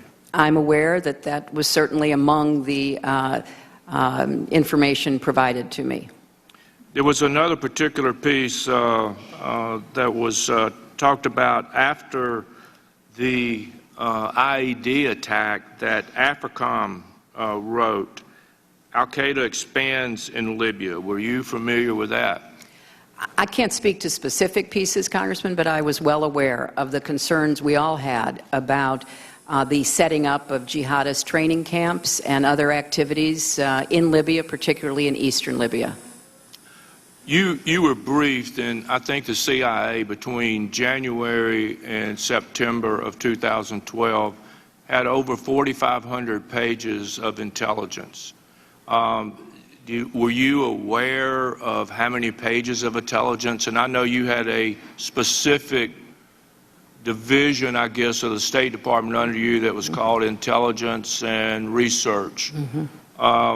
Did they keep you up to speed on all these 400 cables or different things that they were getting? Did they keep you up to speed on that you were aware of them? Congressman, I can't speak to specific reports, but I can certainly agree with you that I was briefed and aware of the increasingly dangerous upsurge in militant activity in Libya.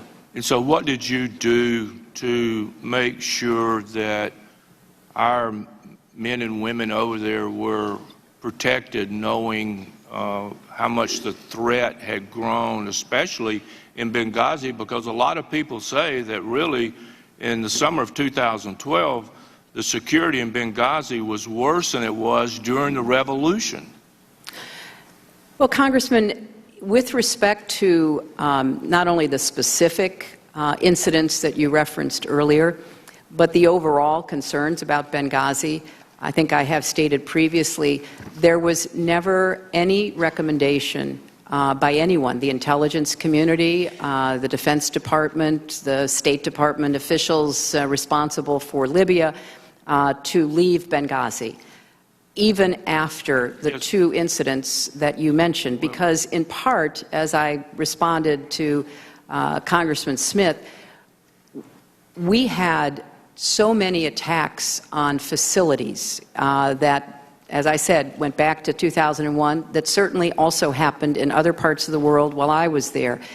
Each was evaluated, and there was not a recommendation. Furthermore, there was not even on the morning of September 11th, while Chris Stevens and Sean Smith were at the compound, Chris had spoken with intelligence experts. There was no credible, actionable threat known to our intelligence community against our compound. Reclaiming my time, you said that the Ambassador Kritz was pulled out of Tripoli because of threats on his life.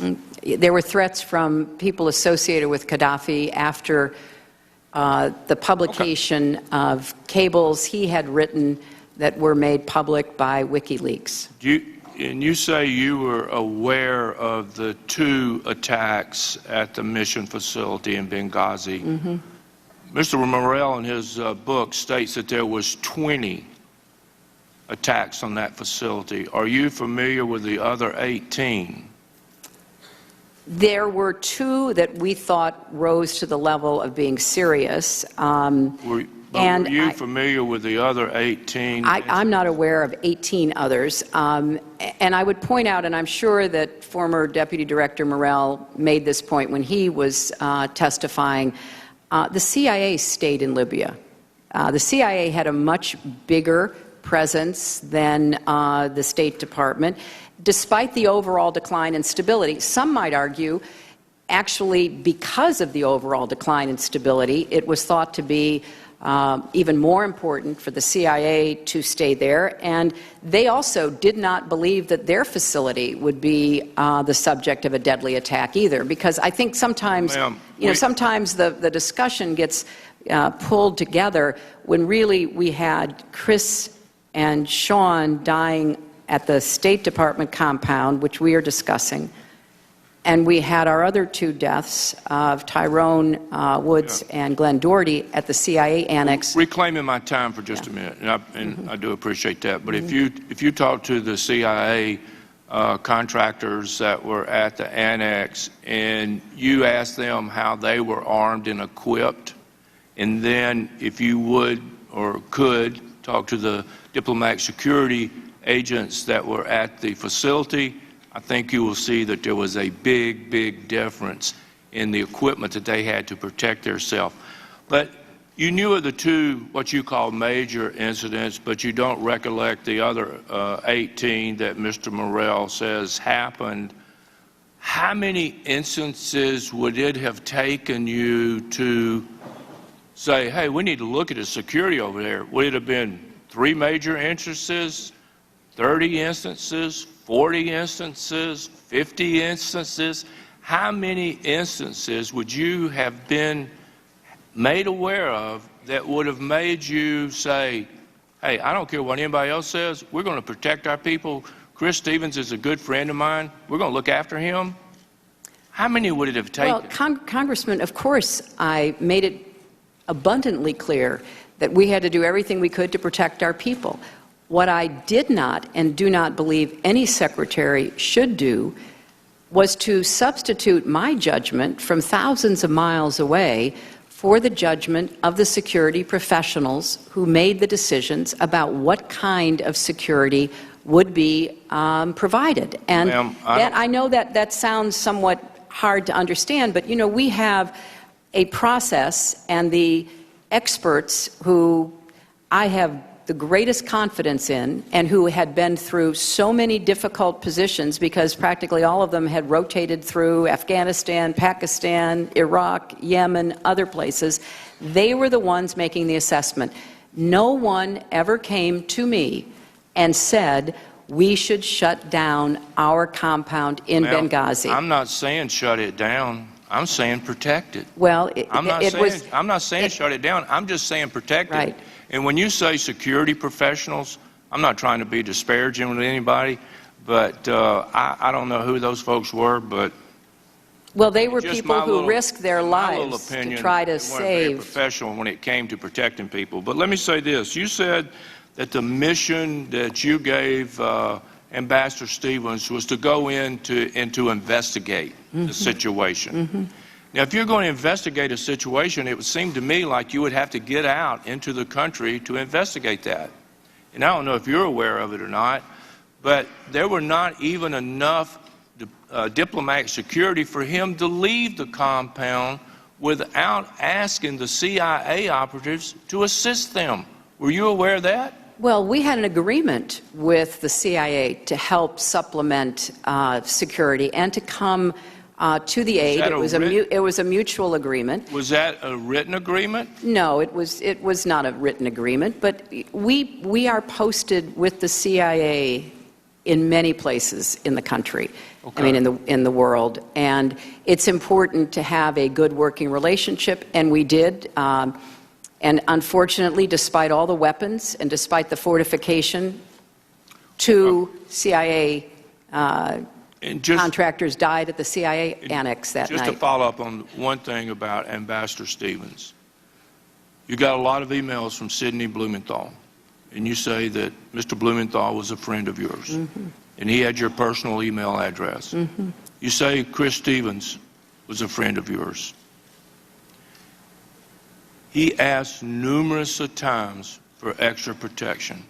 Now, if I had been Mr. Stevens, and I think anybody out there or anybody watching this would agree, if I had been Mr. Stevens and I'd had a relationship with you and I had requested 20 or more times for additional security to protect not only my life, but the people that were there with me, I would have gotten in touch with you some way. I would have let you know that I was in danger and that the situation had deteriorated to a point I needed you to do something. Did he have your personal email? Congressman, I do not believe that he had my personal email. He had the email and he had the direct line to everybody that he'd worked with for years. He had been posted with officials in the State Department. They had gone through difficult, challenging, dangerous assignments together. He was in constant contact with people. Yes, he and the people working for him asked for more security. Some of those requests were approved, others were not. We're obviously looking to learn what more we could do. Because it was not only about Benghazi, it was also about the embassy in Tripoli. And I think it's fair to say that, Chris asked for what he and his people requested because he thought that it would be helpful, but he never said to anybody in the State Department, you know what, we just can't keep doing this. We can't stay there. He was in constant contact with, people on my staff, other officials in the State Department, And, I did have an opportunity to talk with him and about the substance of the policy. But with respect to security, he took those requests where they belonged. He took them to the security professionals. And I have to add, Congressman, the diplomatic security professionals are among the best in the world. I would put them up against anybody. And I just cannot allow any comment to be in the record in any way criticizing or disparaging them. They have kept Americans safe in 2 wars and in a lot of other really terrible situations over the last many years. I trusted them with my life. You trust them with yours when you're on CODELs. They deserve better, and they deserve all the support that the Congress can give them because they're doing a really hard job very well. Well, ma'am, all I can say is that they missed something here, and we lost 4 Americans. The gentleman's time has expired. The chair will now recognize the gentleman from Kansas, Mr. Pompeo. Madam Secretary, you've referred to the QDDR a couple times as being important to diplomatic security. Is that correct? It provoked a discussion, Congressman, about balancing of risk. Madam Secretary, I had a chance to read that. I wanted to only read the executive summary that ran 25 pages. But it didn't have a word about diplomatic security in those entire 25 pages of the executive summary. Not one word, Madam Secretary. And then I read the remaining pages, amounted to 270 plus. Do you know how many pages of those 270 had to do with diplomatic security? It was about the balancing of risk and reward, which was not only about diplomatic security specifically, but about the larger question of our mission around the world. Madam Secretary, there was no balance. There was 2 pages out of 270 pages. You talked about a lot of things in there. You talked about a lot of improvements, but it didn't have anything to do with diplomatic security in any material way in that report. You talked about being disappointed, too. I've heard you use that several times. You were disappointed. You read the ARB. Why don't you fire someone? In Kansas, Madam Secretary, I get asked constantly, why has no one been held accountable? How come not a single person lost a single paycheck connected to the fact that we had the first ambassador killed since 1979? How come no one has been held accountable to date? Well, Congressman, the Accountability Review Board pointed out several people working in the State Department who they thought had not carried out their responsibilities adequately, but they said that they could not find a breach of duty. And yes, ma'am, the personnel rules and the laws that govern those decisions were followed very carefully. Yes, ma'am. I'm not asking what the ARB did. I'm asking what you did. I followed the law, Congressman. So that was my responsibility. Madam Secretary, you're telling me that you had no authority to take anyone's paycheck, to cause anyone to be fired. You're telling me you were legally prohibited from doing that. Is that your position here this morning? It is my position that in the absence of finding dereliction or breach of duty, there could not be immediate action taken, but there was a process that was immediately instituted and which led to decisions being made. Yes, ma'am. The decision was to put these back at full back pay and keep them on as employees. That was the decision that was made as a result of the processes that you put in place. I will tell you, the folks in Kansas don't think that is accountability. I want to do some math with you. Could I get the first chart, please? Do you know how many security requests there were in the first quarter of 2012? For everyone or for Benghazi? I'm sorry, yes, ma'am. Related to Benghazi and Libya. Do you know how many there were? No, I do not know. Ma'am, there were just over 100 plus. In the second quarter, do you know how many there were?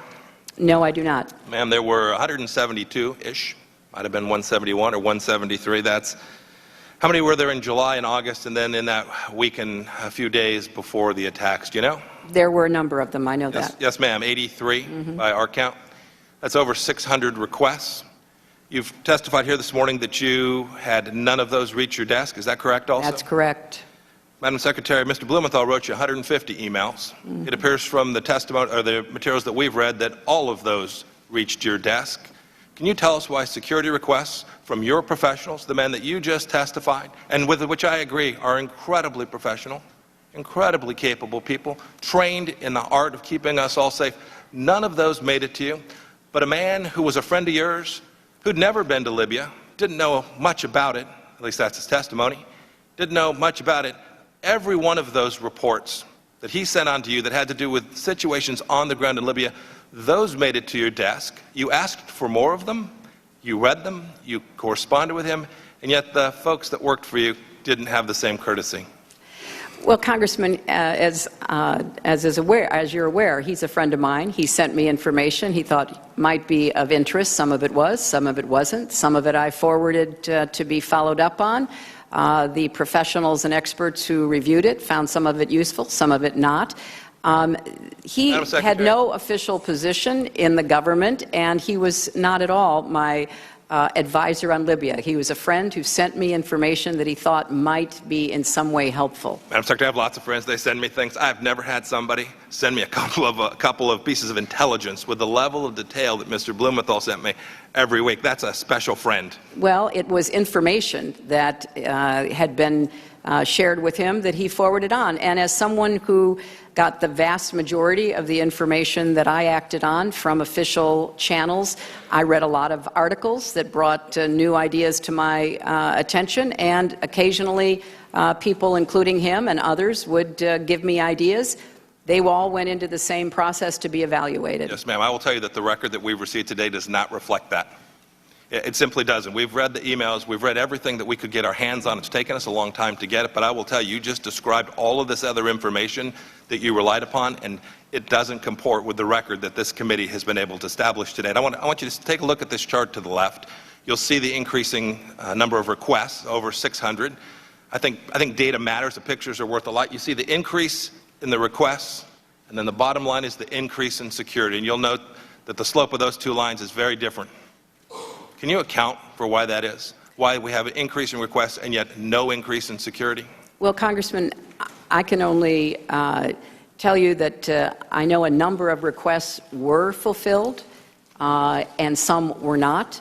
But from my perspective, again, these were handled by the people that were assigned the task of evaluating them. And, you know, I think it's important to, again, reiterate that although there were problems and deficiencies discovered by the Accountability Review Board, the general approach to have security professionals handle security requests, I think, still stands. Yes, ma'am. I wish you to listen to those security professionals.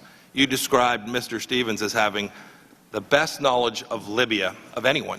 Your words this morning. And yet, when he asked for increased security, he didn't get it.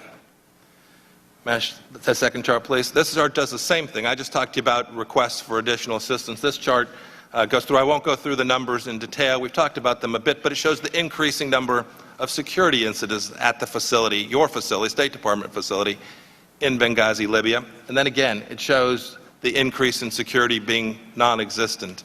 I assume your answer is the same with respect to the fact that we have increasing security incidents, but no corresponding increase in the amount of security? Congressman, I just have to respectfully disagree. Many security requests were fulfilled. We'd be happy to get that information for the record. Yes. So I can't really tell what it is you're putting on that poster, but I know that a number of the security requests were fulfilled for Benghazi. Yes, what it shows is that the number of direct diplomatic security agents at the beginning of 2012 and those that were there the day of the murder of 4 Americans is no different.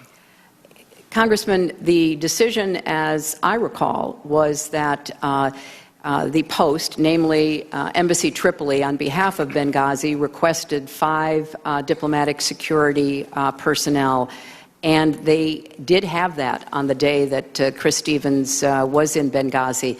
Unfortunately, that proved insufficient in the face of the kind of attack that they were facing. May I put the next poster up, please? Madam Secretary, you're not likely to know who these 2 folks are, do you? I do not. The one on the left is Mohammed al-Zahawi. He was the head of Ansar al-Sharia, a jihadist group based in Benghazi. The man on your left is Wissam bin Hamid. Were you aware that your folks in Benghazi, Libya, met with that man within 48 hours before the attack? I know nothing about any meeting with him. On September 11th, on the day that he was killed, Ambassador Stevens sent a cable to the State Department talking about his meeting with Mr. bin Hamid. Are you aware of that cable? No, I'm not.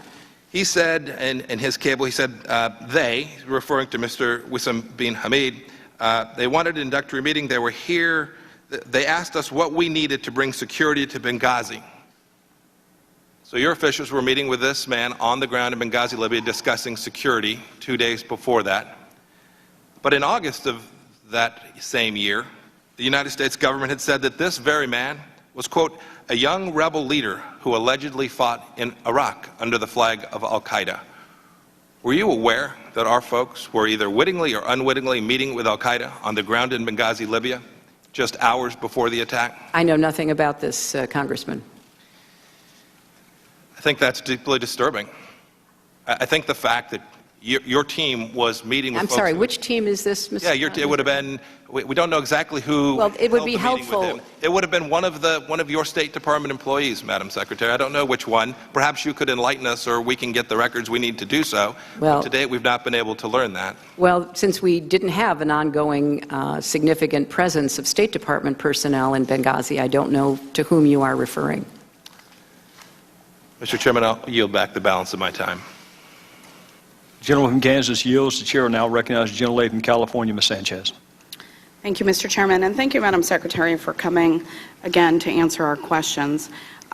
We know that over the last 17 months there have been a number of allegations that have been made with respect to you, and when the facts and the testimony and the record don't support that, we seem to move on to the next new allegation.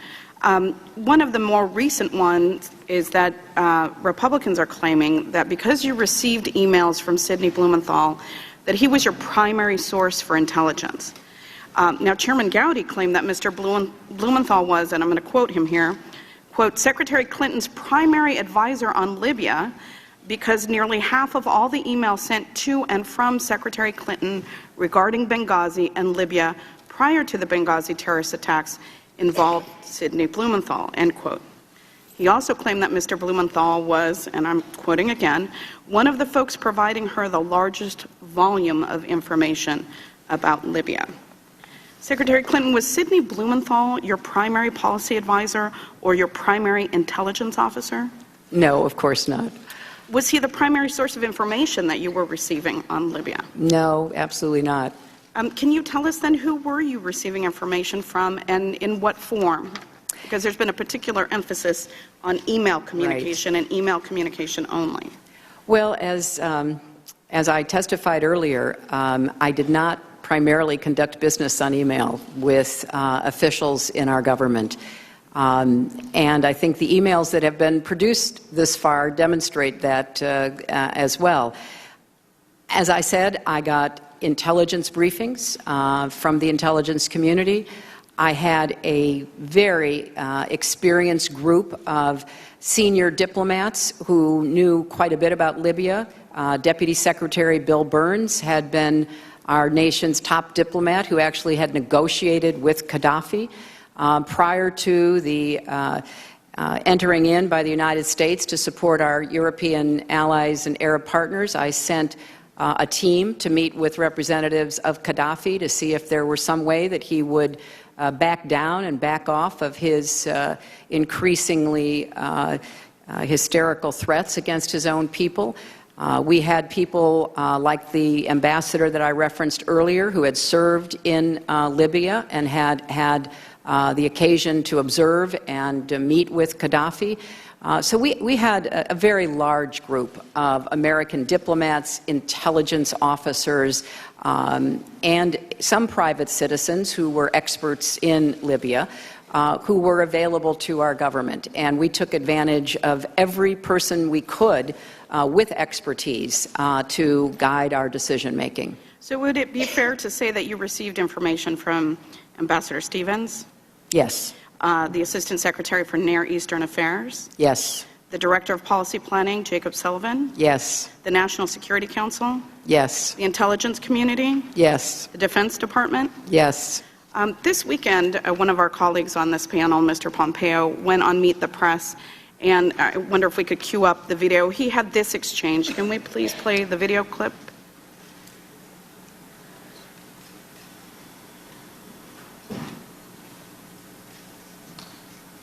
Mr. Blumenthal.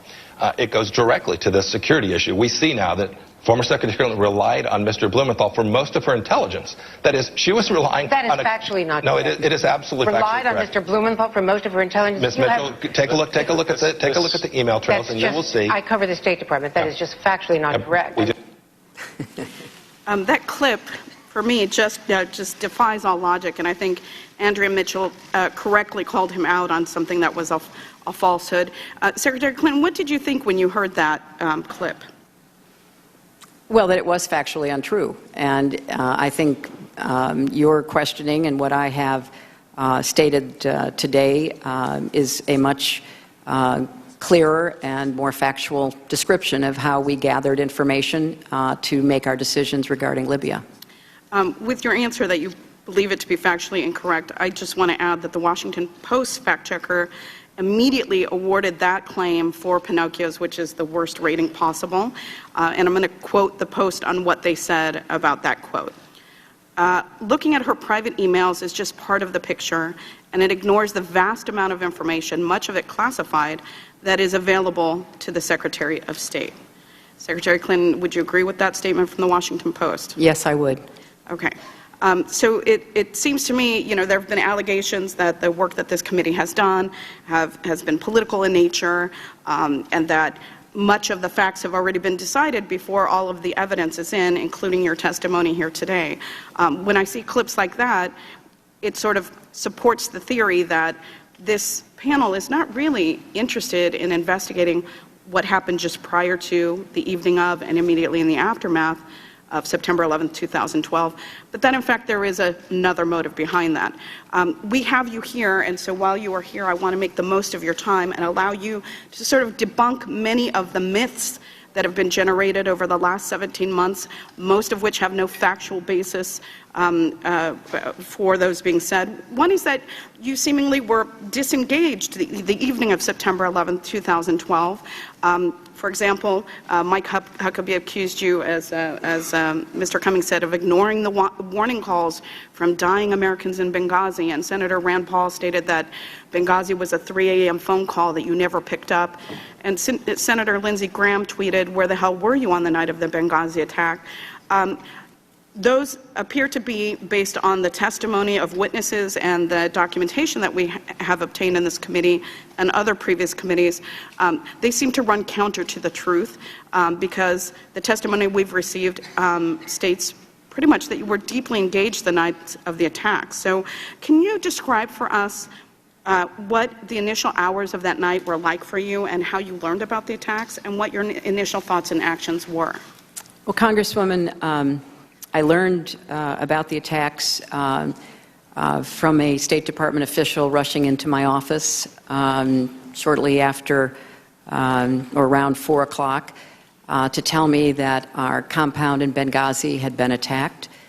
We immediately summoned all of the top officials in the State Department for them to begin reaching out. The most important quick call was to try to reach Chris himself. That was not possible. Then to have the diplomatic security people try to reach their agents, that was not possible. They were obviously defending themselves along with the ambassador and Sean Smith. We reached the second in command in Tripoli. He had heard shortly before we reached him from Chris Stevens telling him that they were under attack. We began to reach out to everyone we could possibly think who could help with this terrible incident. During the course of the following hours, obviously I spoke to the White House, I spoke to CIA Director Petraeus, I spoke to the Libyan officials because I hoped that there were some way that they could gather up and deploy those who had been part of the insurgency to defend our compound. I had conference calls with our team in Tripoli. I was on what's called a CIVITS, a video conference with officials who had operational responsibilities in the Defense Department, in the CIA, at the National Security Council. It was just a swirl and whirl of constant effort to try to figure out what we could do, and it was deeply distressing when we heard that the efforts by our CIA colleagues were not successful, that they had to evacuate the security officers, our diplomatic security officers, that they had recovered Sean Smith's body, and they could not find the ambassador. We didn't know whether he had escaped and was still alive or not. If I may, because my time is running short, I just want to point out that you spoke with folks on the ground, you spoke with folks in the White House, the CIA, the Libyan president of the General National Congress. Now, interestingly enough, former director of the CIA, David Petraeus, has not been before this committee and has not spoken with this committee, but he did testify before the House Intelligence Committee in 2012, and he said that you personally called him and asked him for help that night. And I just want to end on this quote. Quote, "When Secretary Clinton called me later that afternoon to indicate that Ambassador Stevens was missing and asked for help, I directed our folks to ensure that we were doing everything possible, and that is, of course, what they were doing that night." Is that correct, Secretary? That is, and also the Defense Department was doing everything it could possibly do. We had a plane bringing additional security from Tripoli to Benghazi. There was an enormous amount of activity. Everyone, it was all hands on deck. Everyone jumped in to try to figure out what they could do. The attack on the compound was very fast. So would it be safe to say that you were fully engaged that evening? That is certainly safe to say, Congresswoman. Thank you, and I yield back. The gentlelady from California yields back. The chair will now recognize the gentleman from Ohio, Mr. Jordan. Thank you, Mr. Chairman. You just gave a long answer, Madam Secretary, to Ms. Sanchez about what you heard that night, what you're doing, but nowhere in there did you mention a video. You didn't mention a video because there was never a video-inspired protest in Benghazi. There was in Cairo, but not in Benghazi. Victoria Nuland, your spokesperson at the State Department, hours after the attack said this: Benghazi has been attacked by militants. In Cairo, police have removed demonstrators. Benghazi, you got weapons and explosions. Cairo, you got spray paint and rocks. 1 hour before the attack in Benghazi, Chris Stevens walks the diplomat to the front gate. The ambassador didn't report a demonstration. He didn't report it because it never happened. An eyewitness in the command center that night on the ground said no protest, no demonstration. 2 intelligence reports that day. No protest, no demonstration. The attack starts at 3:42 Eastern Time, ends at approximately 11:40 p.m. that night. At 4:06, an ops alert goes out across the State Department. It says this: mission under attack, armed men, shots fired, explosions heard. No mention of a video, no mention of a protest, no mention of a demonstration. But the best evidence is Greg Hicks, the #2 guy in Libya, the guy who worked side by side with Ambassador Stevens. He was asked if there had been a protest, would the ambassador have reported it? Mr. Hicks' response: absolutely. For there to have been a demonstration on Chris Stevens' front door and him not to have reported it is unbelievable, Mr. Hicks said. He said, secondly, if it had been reported, he would have been out the back door within minutes, and there was a back gate. Everything points to a terrorist attack. We just heard from Mr. Pompeo about the long history of terrorist incidents, terrorist violence in the country, and yet 5 days later, Susan Rice goes on 5 TV shows, and she says this: Benghazi was a spontaneous reaction as a consequence of a video. A statement we all know is false. But don't take my word for it. Here's what others have said. Rice was off the reservation on 5 networks. White House worried about the politics. Republicans didn't make those statements. They were made by the people who work for you in the Near Eastern Affairs Bureau, the actual experts on Libya in the State Department.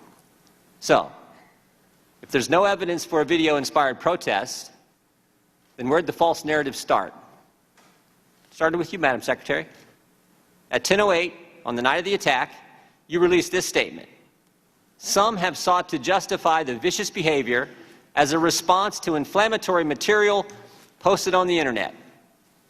At 10:08, with no evidence, at 10:08, before the attack is over, at 10:08, when Tyrone Woods and Glenn Doherty are still on the roof of the annex fighting for their lives, the official statement of the State Department blames a video. Why? During the day on September 11th, as you did mention, Congressman, there was a very large protest against our embassy in Cairo. Protesters breached the walls. They tore down the American flag.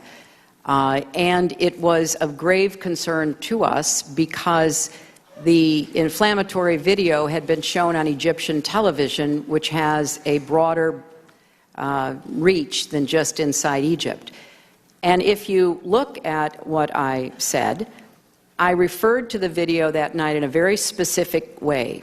I said, some have sought to justify the attack because of the video. I used those words deliberately, not to ascribe a motive to every attacker, but as a warning to those across the region that there was no justification for further attacks. And in fact, during the course of that week, we had many attacks that were all about the video. We had people breaching the walls of our embassies in Tunis and Khartoum. We had people, thankfully not Americans, dying at protests, but that's what was going on, Congressman. Secretary Clinton, I appreciate most of those attacks were after the attack on the facility in Benghazi. You mentioned Cairo. It was interesting what else Ms. Newland said that day. She said, if pressed by the press, if there's a connection between Cairo and Benghazi, she said this, there's no connection between the two. So here's what troubles me. Your experts knew the truth. Your spokesperson knew the truth. Greg Hicks knew the truth. But what troubles me more is I think you knew the truth. I want to show you a few things here. You're looking at an email you sent to your family. Here's what you said. At 11 o'clock that night, approximately 1 hour after you told the American people it was a video, you say to your family, 2 officers were killed today in Benghazi by an al-Qaeda-like group. You tell the American people one thing, you tell your family an entirely different story. Also, on the night of the attack, you had a call with the president of Libya. Here's what you said to him. Ansar al-Sharia is claiming responsibility. It's interesting, Mr. Katala, one of the guys arrested and charged, actually belonged to that group. And finally, and most significantly, the next day, within 24 hours, you had a conversation with the Egyptian Prime Minister. You told him this: we know the attack in Libya had nothing to do with the film. It was a planned attack, not a protest. Let me read that one more time. We know, not we think, not it might be, we know the attack in Libya had nothing to do with the film. It was a planned attack, not a protest. State Department experts knew the truth. You knew the truth. But that's not what the American people got. And again, the American people want to know why.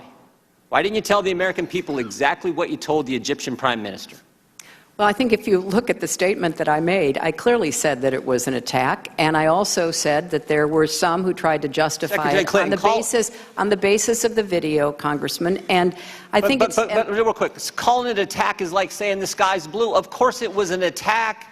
Well, we want to know the truth. The statement you sent out was a statement on Benghazi, and you say vicious behavior as a response to inflammatory material on the internet. If that's not pointing as the motive of being a video, I don't know what is. And that's certainly how the American people saw it. Well, Congressman, there was a lot of conflicting information that we were trying to make sense of. The situation was very fluid. It was fast-moving. There was also a claim of responsibility by Ansar al-Sharia. And when I talked to the Egyptian Prime Minister, I said that this was a claim of responsibility by Ansar al-Sharia, by a group that was affiliated, or at least wanted to be affiliated with al-Qaeda. Sometime after that, the next day, early the next morning after that, on the 12th or 13th, they retracted their claim of responsibility. Madam Secretary? And I think if you look at what all of us were trying to do, and We were in a position, Congressman, of trying to make sense of a lot of incoming information and watch the way the intelligence community tried to make sense of it. Madam Secretary. So all I can say is nobody... There was not conflicting information the day of the attack because your press secretary said, if pressed, there's no connection between Cairo and Benghazi. It was clear. You're the ones who muddied it up, not the information. Well, there's no connection. Here's what I think's going on. Here's what I think's going on. Let me show you one more slide. Again, this is from Victoria Nuland, your press person. She says to Jake Sullivan and Philippe Reines, subject line reads this: Romney's statement on Libya. Email says, this is what Ben was talking about. I assume Ben is the now somewhat famous Ben Rhodes, author of the Talking Points memo. This email is at 10:35, 27 minutes after your 10:08 statement. 27 minutes after you've told everyone it's a video, while Americans are still fighting because the attack's still going on, your top people are talking politics. Seems to me that night you had three options, Secretary. You could tell the truth, like you did with your family, like you did with the Libyan president, like you did with the Egyptian prime minister. Tell them it was a terrorist attack. You could say, you know what, we're not quite sure. Don't really know for sure. I don't think the evidence is there. I think it's all in the first one, but you could have done that. But you picked a third option. You picked the video narrative. You picked the one with no evidence, and you did it because Libya was supposed to be, as Mr. Roskin pointed out, this great success story for the Obama White House and the Clinton State Department. And a key campaign theme that year was GM's alive, bin Laden's dead, Al-Qaeda's on the run. And now you have a terrorist attack. And it's a terrorist attack in Libya. And it's just 56 days before an election. You can live with a protest about a video. That won't hurt you. But a terrorist attack will. So you can't be square with the American people. You can tell your family it's a terrorist attack, but not the American people. You can tell the president of Libya it's a terrorist attack, but not the American people. And you can tell the Egyptian prime minister it's a terrorist attack, but you can't tell your own people the truth. Madam Secretary, Americans can live with the fact that good people sometimes give their lives for this country. They don't like it. They mourn for those families. They pray for those families. But they can live with it. But what they can't take, what they can't live with, is when their government's not square with them. Mr. Chairman, I yield back. Madam Secretary, you're welcome to answer the question if you would like to. Well, I wrote a whole chapter about this in my book, Hard Choices. I'd be glad to send it to you, Congressman, because I think the insinuations that you are making do a grave disservice to the hard work that people in the State Department, the intelligence community, the Defense Department, the White House did during the course of some very confusing and difficult days. There is no doubt in my mind that we did the best we could with the information that we had at the time. And if you actually go back and read what I said that night, I was very careful in saying that some have sought to justify. In fact, the man that has been arrested as one of the ringleaders of what happened in Benghazi, Ahmed Abu Khattala, is reported to have said it was the video that motivated him. None of us can speak to the individual motivations of those terrorists who overran our compound and who attacked our CIA annex. There were probably a number of different motivations. I think the intelligence community, which took the lead on trying to sort this out, as they should have, went through a series of interpretations and analysis. And we were all guided by that. We were not making up the intelligence. We were trying to get it, make sense of it, and then to share it. When I was speaking to the Egyptian prime minister, or in the other two examples you showed, we had been told by Ansar al-Sharia that they took credit for it.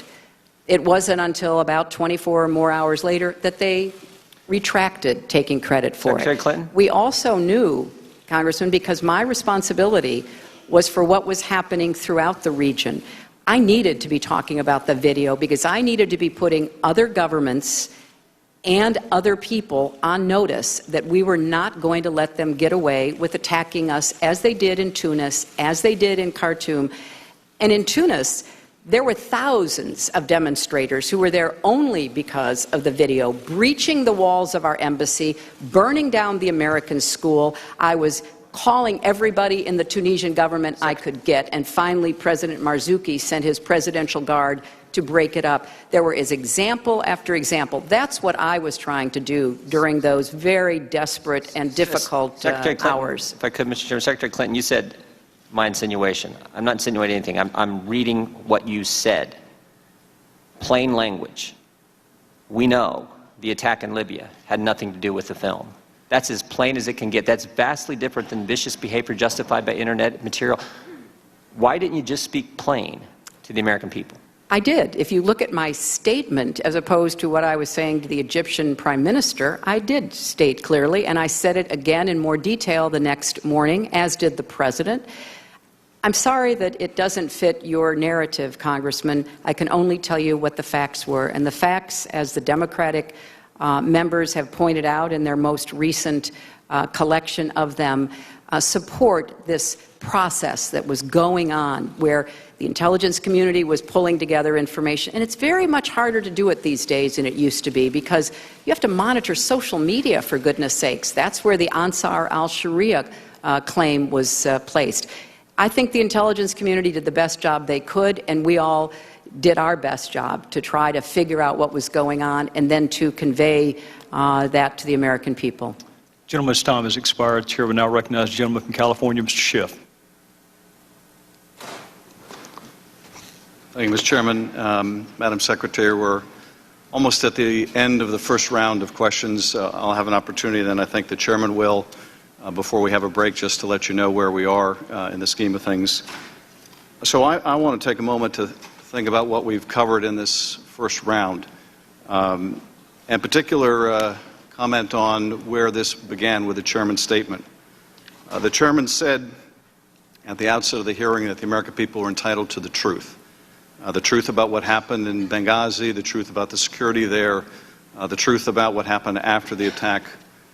The implication of this, of course, is that the American people don't know the truth, that this is the first investigation we've ever had. The reality is we've had 8 investigations. We've gone through this endlessly. And if you just look at the documentary record, we have the ARB report. We have the report of the Armed Services Committee led by Republican Buck McKean, which debunked the stand-down order allegation. We have the report of the Committee on Government Reform. We have the report of the Senate Homeland Security Committee. We have the report of the House Foreign Affairs Committee. We have the GOP Conference's own report. We have the report of the Intelligence Committee, on which I serve. Now, bear in mind, these aren't with their accompanying exhibits or the classified stuff, because it would be up through the ceiling if I included them. This is the report of our committee. This is what $4.7 million of taxpayer money buy you. This is what 17 months of investigation have shown. Now, the Chairman said, and he's a very good lawyer and a good former prosecutor. We have a lot of former prosecutors here on the panel. He gave you a great recitation of the number of witnesses and the number of documents. There are too many good prosecutors on this panel not to know that when a lawyer describes the metrics of the success of an investigation by the sheer number of people they've talked to or the volume of documents, but says nothing about the substance of what they've learned, that there's a problem. And the reality is that after 17 months, we have nothing new to tell the families. We have nothing new to tell the American people. We have discovered nothing that alters the core conclusions of the 8 investigations that went on before. Now, my colleagues have been saying quite often this week with amazing regularity that this is a fact-centric investigation. And I agree. So I'd like to talk about some of the facts which are centric to this investigation, because while the American people are entitled to truth about Benghazi, they're also entitled to truth about our committee. Fact. What gave rise to your appearance here today was many months ago a group called the Stop Hillary PAC, which aired an offensive ad during the Democratic debate showing the tombstone of Ambassador Stevens, among other things, delivered 264,000 signatures demanding that you appear before us. Fact. It was the next day the majority approached us to have you come before this committee. Fact. After the New York Times issued its story in March, this committee canceled all other hearings except for the hearing with a witness named Clinton. Fact. We abandoned our plans to bring in the Secretary of Defense and the head of the CIA. Fact. We haven't had a single hearing from the Department of Defense with the Department of Defense in 17 months. Fact.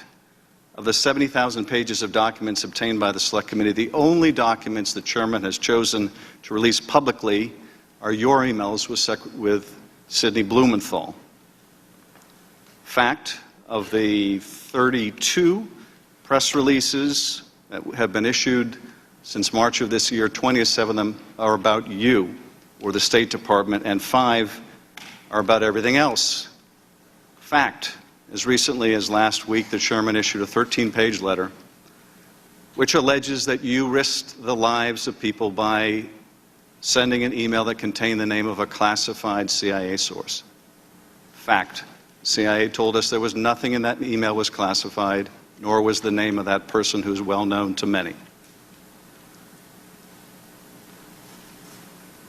The Chairman has said that this will be the final definitive report. One thing I think we can tell already, there will be nothing final about this report. Whenever we finish, if ever we finish, the problem we've had as a committee is we don't know what we're looking for. But there won't be a final conclusion. There won't be anything definitive about the work of this committee, because unlike the Accountability Review Board that operated in a nonpartisan way, it's unlikely the majority here will even consult with us on what their final report looks like. Those who want to believe the worst will believe the worst. Those that want to believe that this is a partisan exercise will believe it. As I said from the very beginning of this investigation, the only way this committee will add any value to what's gone on before is if we can find a way to work together and reach a common conclusion. But it is plain that is not their object. The Chairman might say, ignore the words of our Republican leadership and ignore the words of our Republican members, ignore the words of our own GOP investigator, judge us by our actions, but it is the actions of this committee that are the most damning of all, because they have been singularly focused on you. Let me ask you briefly, because I want to expand on just what I think is really the core theory here. I want to give you a chance to respond to it. You know, as a prosecutor, we're taught that every case should have a core theory, and all the evidence and the witnesses go back to that core theory. And I've wrestled, as I've listened to my colleagues today, as I have over the 17 months, what is the core theory of their case? What are they trying to convey? And I have to say it's confusing. I think the core theory is this, that you deliberately interfered with security in Benghazi and that resulted in people dying. I think that is the case they want to make. And notwithstanding how many investigations we've had that have found absolutely no merit to that, that is the impression they wish to give. Well, I have to say I'm a little confused today because my colleague pointed to an email suggesting that you weren't aware that we had a presence in Benghazi. So if you weren't aware we had a presence, I don't know how you could have interfered with security there. But nonetheless, I do think that's what they're aiming at. I know the ambassador was someone you helped pick. I know the ambassador was a friend of yours. And I wonder if you would like to comment on what it's like to be the subject of an allegation that you deliberately interfered with security that cost the life of a friend. Well, Congressman, it's a very personally painful accusation.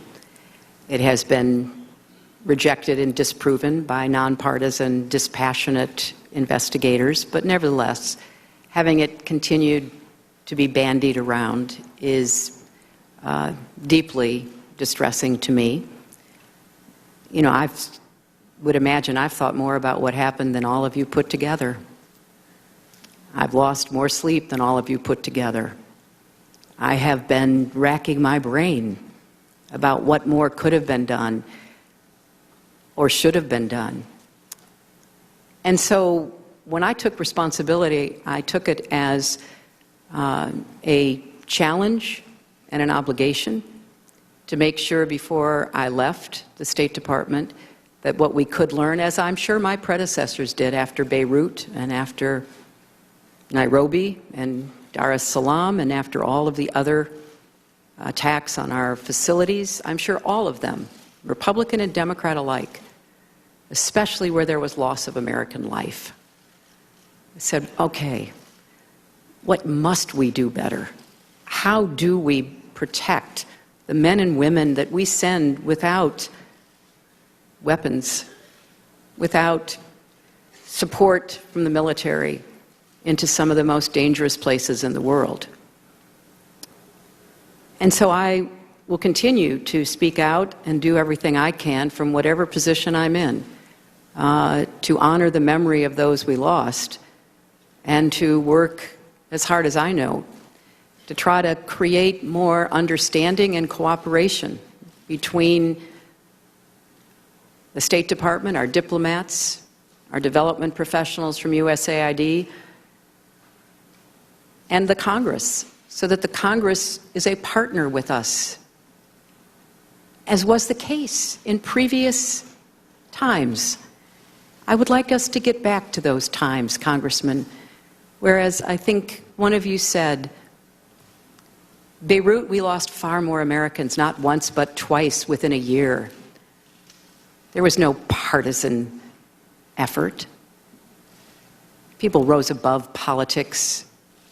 A Democratic Congress worked with a Republican administration to say, what do we need to learn? Out of that came the legislation for the Accountability Review Board.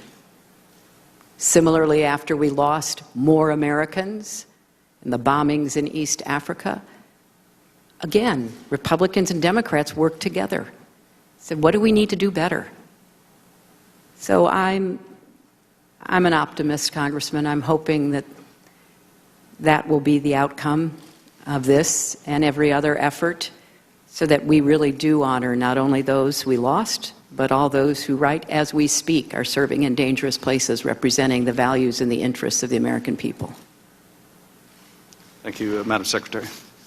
Gentleman from California yields back. I'm going to address a couple of things that he said and then recognize myself. Because he invoked the family members of the four, Madam Secretary, and partially this will be for your benefit also, but I want to specifically address the family members that are here. There is no theory of the prosecution, Mr. Schiff, because there is no prosecution.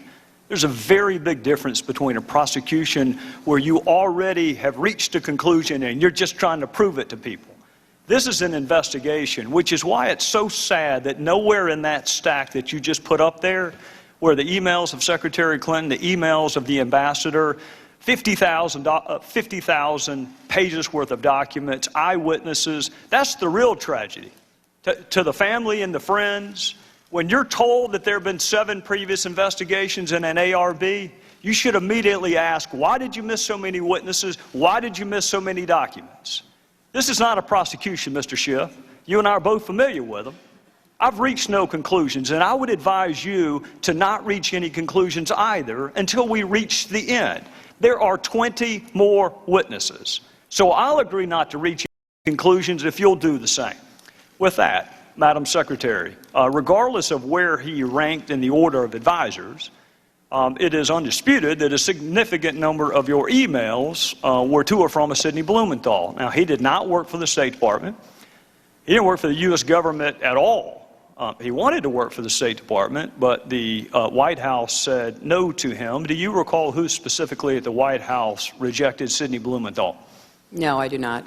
After he was turned down for a job at the State Department by the White House, he went to work where? I think he had a number of consulting contracts with different entities. Well, if he had a number of them, do you recall any of them? I know that he did some work for my husband. Well, he worked for the Clinton Foundation. That's correct. Okay. He worked for Media Matters. I'm sure he did. He worked for Correct the Record. I'm sure he did. When you were asked about Sidney Blumenthal, you said he was an old friend who sent you unsolicited emails, which you passed on in some instances because you wanted to hear from people outside what you called the bubble. We will ignore for a second whether or not Sidney Blumenthal is outside the bubble, but I do want to ask you about a couple of those other comments, because what you left out was that he was an old friend who knew absolutely nothing about Libya, was critical of President Obama and others that you work with, loved to send you political and image advice, had business interests in Libya, which he not only alerted you to, but solicited your help for. And you often forwarded his emails, but usually only after you redacted out any identifiers so nobody knew where the information was coming from. What does the word unsolicited mean to you? It means that I did not ask him to send me the information that he sent me, and as I have previously stated, some of it I found interesting, some of it I did not, some of it I forwarded, some of it I did not. I did not know anything about any business interests. I thought that, just as I said previously, newspaper articles, journalists, of which he is one, a former journalist, had some interesting insights, and so we took them on board and evaluated them, and some were helpful and others were not. We're going to get to all the points you just made, but I want to start with your public comment that these emails were unsolicited. You wrote to him, "Another keeper, thanks and please keep them coming. Greetings from Kabul and thanks for keeping this stuff coming. Any other info about it? Question mark. What are you hearing now? Question mark. Got it. We'll follow up tomorrow. Anything else to convey? Question mark." Now that one is interesting because that was the very email where Mr. Blumenthal was asking you to intervene on behalf of a business deal that he was pursuing in Libya. What did you mean by what are you hearing now? I have no idea, Congressman.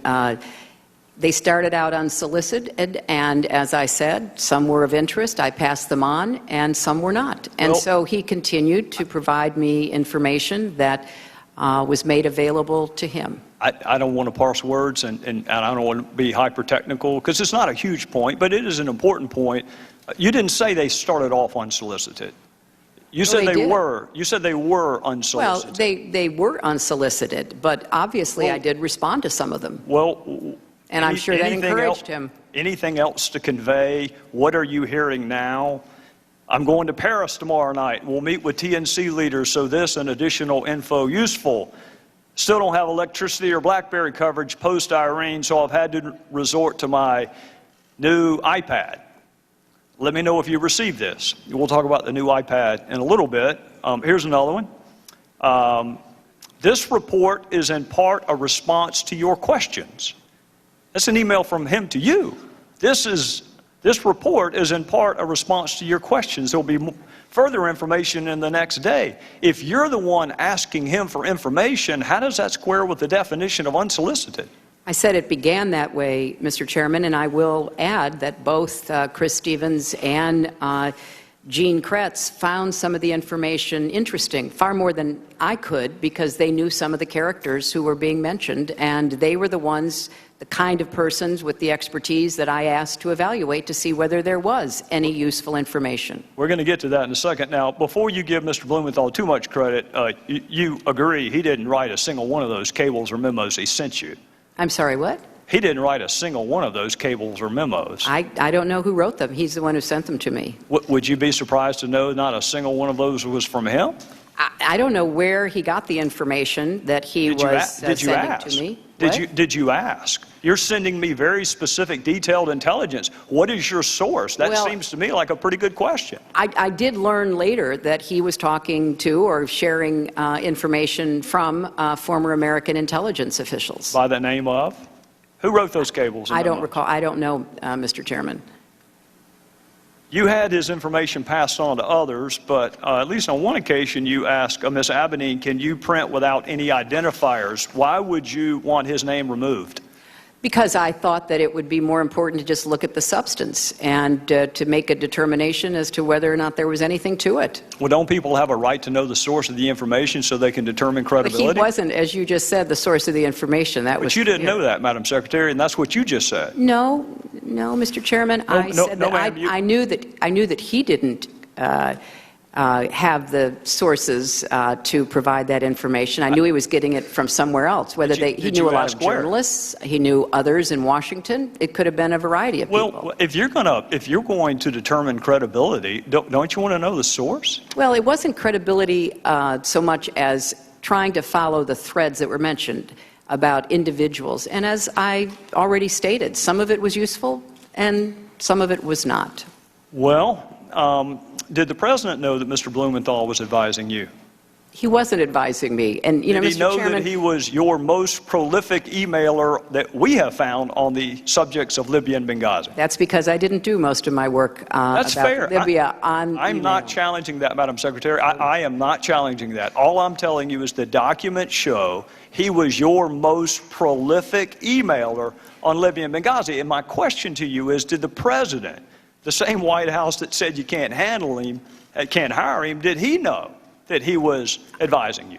He was not advising me, and I have no reason to have ever mentioned that or know that the President knew that. All right, I want to draw your attention to an email about Libya from Mr. Blumenthal to you dated April 2011. It will be Exhibit 67. And this is informative. Should we pass on, and in parentheticals, unidentified to the White House? If you were going to pass something on to the White House, why would you take off the identifiers? Because it was important to evaluate the information, and from a lot of intelligence that I have certainly reviewed over the years, you often don't have the source of the intelligence. You look at the intelligence and you try to determine whether or not it is credible, whether it can be followed up on. Well, I'm going to accept the fact that you and I come from different backgrounds, because I can tell you that an unsourced comment could never be uttered in any courtroom. You have We're to not have talking the about right. courtrooms, Mr. Chairman. No. We're talking about intelligence. No, we're talking about credibility and the Well- ability to assess who a source is and whether or not that source has ever been to Libya, knows anything about Libya, or has business interest in Libya, all of which would be important if you were going to determine the credibility, which I think is why you probably took his information off of what you sent to the White House. But here's another possible explanation that may give us a sense of why maybe the White House didn't want you to hire him in the first place. In one email, he wrote this about the President's Secretary of Defense. I infer Gates' problem is losing an internal debate. Tyler, and by the way, Tyler is Tyler Drumheller. That's who actually authored the cables that you got from Mr. Blumenthal. Tyler knows him well and says he's a mean, vicious little, I'm not going to say the word, but he did. This is an email from Blumenthal to you about the President's Secretary of Defense. And here's another Blumenthal email to you about President's National Security Advisor. Frankly, Tom Donilon's babbling rhetoric about narratives on a phone briefing of reporters on March the 10th has inspired derision among serious foreign policy analysts, both here and abroad. And here's another one from what you say is your old friend, Sidney Blumenthal. This is a quote from him. I would say Obama, and by the way, he left the president part out, I would say Obama appears to be intent on seizing defeat from the jaws of victory. He and his political cronies in the White House and Chicago are, to say the least, unenthusiastic about regime change in Libya. Obama's lukewarm and self-contradicting statements have produced what is, at least for the moment, operational paralysis. I think that may give us a better understanding of why the White House may have told you you cannot hire him. Blumenthal could not get hired by our government, didn't pass any background check at all, had no role with our government, had never been to Libya, had no expertise in Libya, was critical of the president and others that you worked with, shared polling data with you on the intervention in Libya, gave you political advice on how to take credit for Libya, all the while working for the Clinton Foundation and some pseudo-news entities. And Madam Secretary, he had unfettered access to you. And he used that access, at least on one occasion, to ask you to intervene on behalf of a business venture. Do you recall that? You know, Mr. Chairman, if you don't have any friends who say unkind things privately, I congratulate you. But from my perspective, I'd like to think I'd correct them. I don't know what this line of questioning does to help us get to the bottom of the deaths for Americans. I'll be happy to help you understand that, Madam Secretary. But I want to reiterate what I said to Congresswoman Sanchez. These were originally unsolicited. You've just said that perhaps the main, if not the exclusive author, was a former intelligence agent for our country who rose to the highest levels of the CIA and who was given credit for being one of the very few who pointed out that the intelligence used by the Bush administration to go to war in Iraq was wrong. So I think that, you know, the sharing of information from an old friend that I did not take at face value, that I sent on to those who were experts, is something that you know, makes sense, but it was certainly not in any way the primary source of or the predominant understanding that we had of what was going on in Libya and what we needed to be doing. Well, Madam Secretary, I'm out of time, and we'll pick this back up the next round, but I'll go ahead and let you know ahead of time why it's relevant. It's relevant because our ambassador was asked to read and respond to Sidney Blumenthal's drivel.